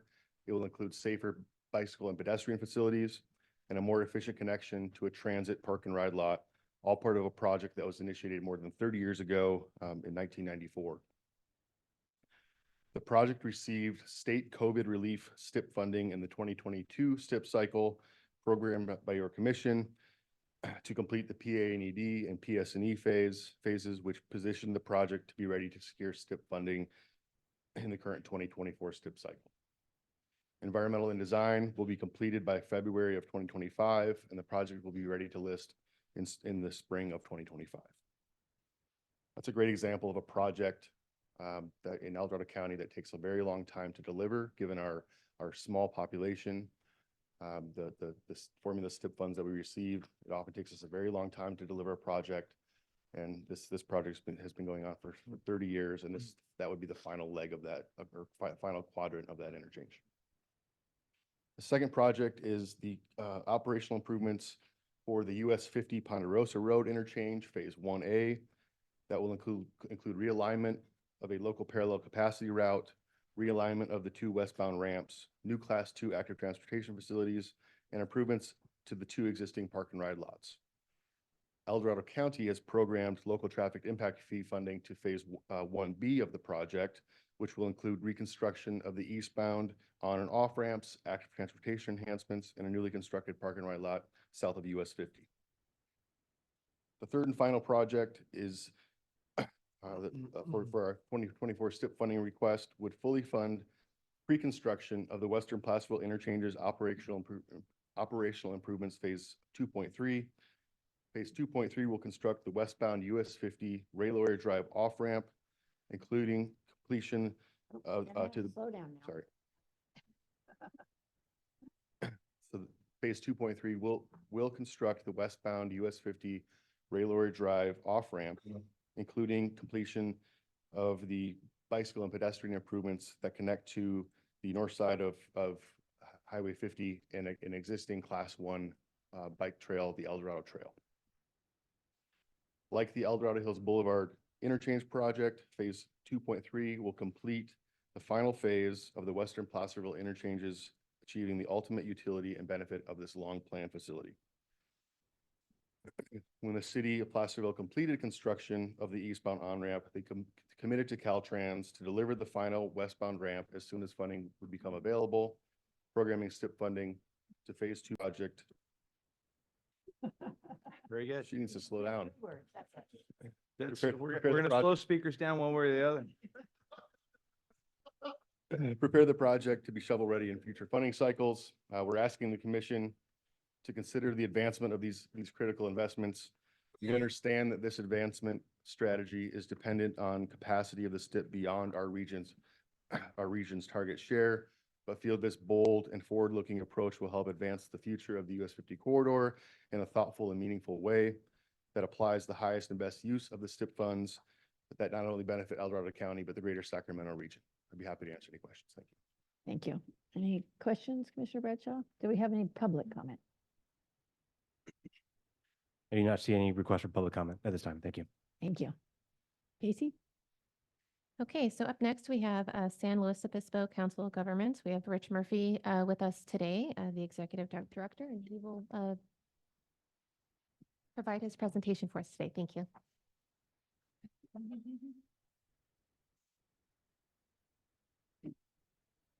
Thank you, Casey, and thank you for that promotion. I am Rich Murphy, but I am not the Executive Director of the San Luis Obispo Council of Governments. Pete Rogers and I do share the same age and some of the same mannerisms, but I'm the Programming Director. Unlike Sarkis, who is a bit of a queue hopper as a Southern County, I waited my turn, and Sarkis is a dear friend. And anyway, nonetheless, here we are to provide a quick summary of what San Luis Obispo County is proposing. I believe many of the commission is well briefed with respect to the Central Coast Coalition and how we typically come forward as a group in these presentations on the STIP, demonstrating that we're lockstep and in sync with our approach in these various funding cycles. This time around, we've kind of gone rogue, but we are in fact still lockstep and in sync. And wanted to just reemphasize that. So what you have in front of you is our interpretation of the guidelines and an attempt to provide some collateral that is useful for not just in our county to folks to understand our investment strategy and such with respect to what we refer to as the 2024 fund cycle. The STIP resources are one of several funding components that we add into our program. And of course, we consider all the guidance on the various fund sources that we take into consideration. But this being tailored to the RIP funds, the STIP funds, and what you see there on the right-hand side, and if folks care to find it on the internet, they can go to the SLOCOG website and track it through our funding and programming page. But on the far right corner there is the 9 projects that are also mapped. If you do a little page turn, you'll see them on the next page there. What we didn't include for the public to consumption is this thing that I threw together because I'm the wonk with numbers. And that's this stuff on the left, which shows the revenue that we brought in, the SLOCOG discretionary dollars of $44 million of STIP, federal CMAQ, the surface transportation block grant funds, et cetera. And then how we consider the various SB1 and CTC programs, such as the SCCP, the Active Transportation Program, to help us move our short-term and near-term investment strategy forward. So with that, I just wanted to walk through this first page and to quickly identify that in our RTIP, and Casey, thank you for being patient with us getting our information to you. Our board took action January 10th. We've had a few operational challenges over the last week or so to actually provide the final of the action taken, but the draft has been transmitted timely, and we had full support from our SLOCOG board on our RTIP. And that is the briefing book that Casey has provided you, showing the very specific STIP dollar amounts. But walking through this leave behind is demonstrates how the RIP funds, both prior and new, account for the contribution towards our program. And so you can see, for instance, under the US 101 part-time use of shoulder, we're in for over 10%. The SB1 grant, thank goodness, that project was secured in the cycle 3, and we're able to advance that project forward in 2027 with a ready to list date. Working your way through this, I just want to bring maybe attention to 2 projects that are emerging for the next program cycle under SB1 cycle 4. And that is the US 101 Prado Road overpass in San Luis Obispo. What we're showing here is a 10% investment of SLOCOG STIP resources toward and it's not just simply doing the math, 100 million minus 10 is we're asking for $90 million in SB1. But if you turn the page, you can find it. And I apologize, probably could have used white lettering, but we will be seeking with the city of San Luis Obispo $60 million in SB1 funds, where they're bringing $32 million of local money. Slow down. Got excited there because there was local money, all this stuff happening. So on the second page, right, where you're looking down the list of those same project investments, project number 6, the US Prado Road overpass, we're showing $32 million of local funds, $10.2 million of SLOCOG discretionary STIP funds ultimately approved by the commission, and then a request of $60 million later in the summer or the fall under SB1 cycle 4. So you see those in bold. There are 3 there that are advancing towards cycle 4 SB1. And we are not, of the Central Coast Coalition, San Luis Obispo is the only county that is non-self-help. We failed in 2016 by 500 or less votes. We have an expenditure plan drafted for the 2024 election cycle, and our board is going to discuss that at the February meeting. We're not certain, quite honestly, where the politics land on that and if we'll be advancing it or not. But we're hoping that we'll have the opportunity to bring more local resources to our investment strategy as opposed to just those SLOCOG discretionary resources, of which the STIP is a key component of. And without it, we wouldn't have made progress on those projects that are in green on the page there, those are fully funded projects. And then there's, you can see the ones that are in the color of grant funds soon to be requested. And then those that are just in the pre-construction phases. And this is our near-term queue, and much like what Yvonne spoke about, these are all of, have been nurtured through the long-range planning process and the public engagement and all the stakeholder involvement that we've labored over the last several years to get our RTP up and going or updated. And that's in essence what we have for you. And thank you for giving us the opportunity to step in and take advantage of the time today. Have any questions? Commissioner Bradshaw? Good. We're good to go? All good. Do we have any public comment? I see no request to comment for this item. No, Douglas? Okay. I guess you're off the hook. All right, very good. Thank you. Is that it, Casey? All right. Do we have any general public comment? Yes, we do. Okay, we have Ruana Tereda. Nice to see you. Nice to see you too. Good afternoon, and thank you for the opportunity to present this public comment. My name is Ruhama Tereda, and I am here on behalf of the NorCal Carpenters Union, representing 37,000 carpenters in Northern California. We support the 2024 ITIP as a critical investment toward a multimodal California transportation system. As we look ahead to the March CTC meeting, we encourage an overall comprehensive state transportation improvement program that ensures that we equitably achieve state climate and public health goals. Our members, like most Californians, overwhelmingly rely on the state highway system to get to work. While we envision a future where Californians can access affordable housing near their jobs and can utilize multimodal transit options, we acknowledge that the current needs of most Californians rely on a safe, reliable, and maintained highway system. In this effort, we support investments in diverse modes of transportation and urge a sustained commitment to improve the state highway system. Thank you. Thank you. Do we have any other public comment? Okay, well, we would just like to thank everyone for your comments and information today. When is the Southern California hearing? Thursday, February 1st. It starts at 1. It's in Los Angeles. Okay, great. So you have another opportunity if anyone wants to join that one. Commissioner Bradshaw, did you want to make a statement? I just want to thank the last speaker for giving us a strong close. Yes, from the absolutely. Cal Carpenters. Close us out well. So with that, we want to thank you again, and we are adjourned.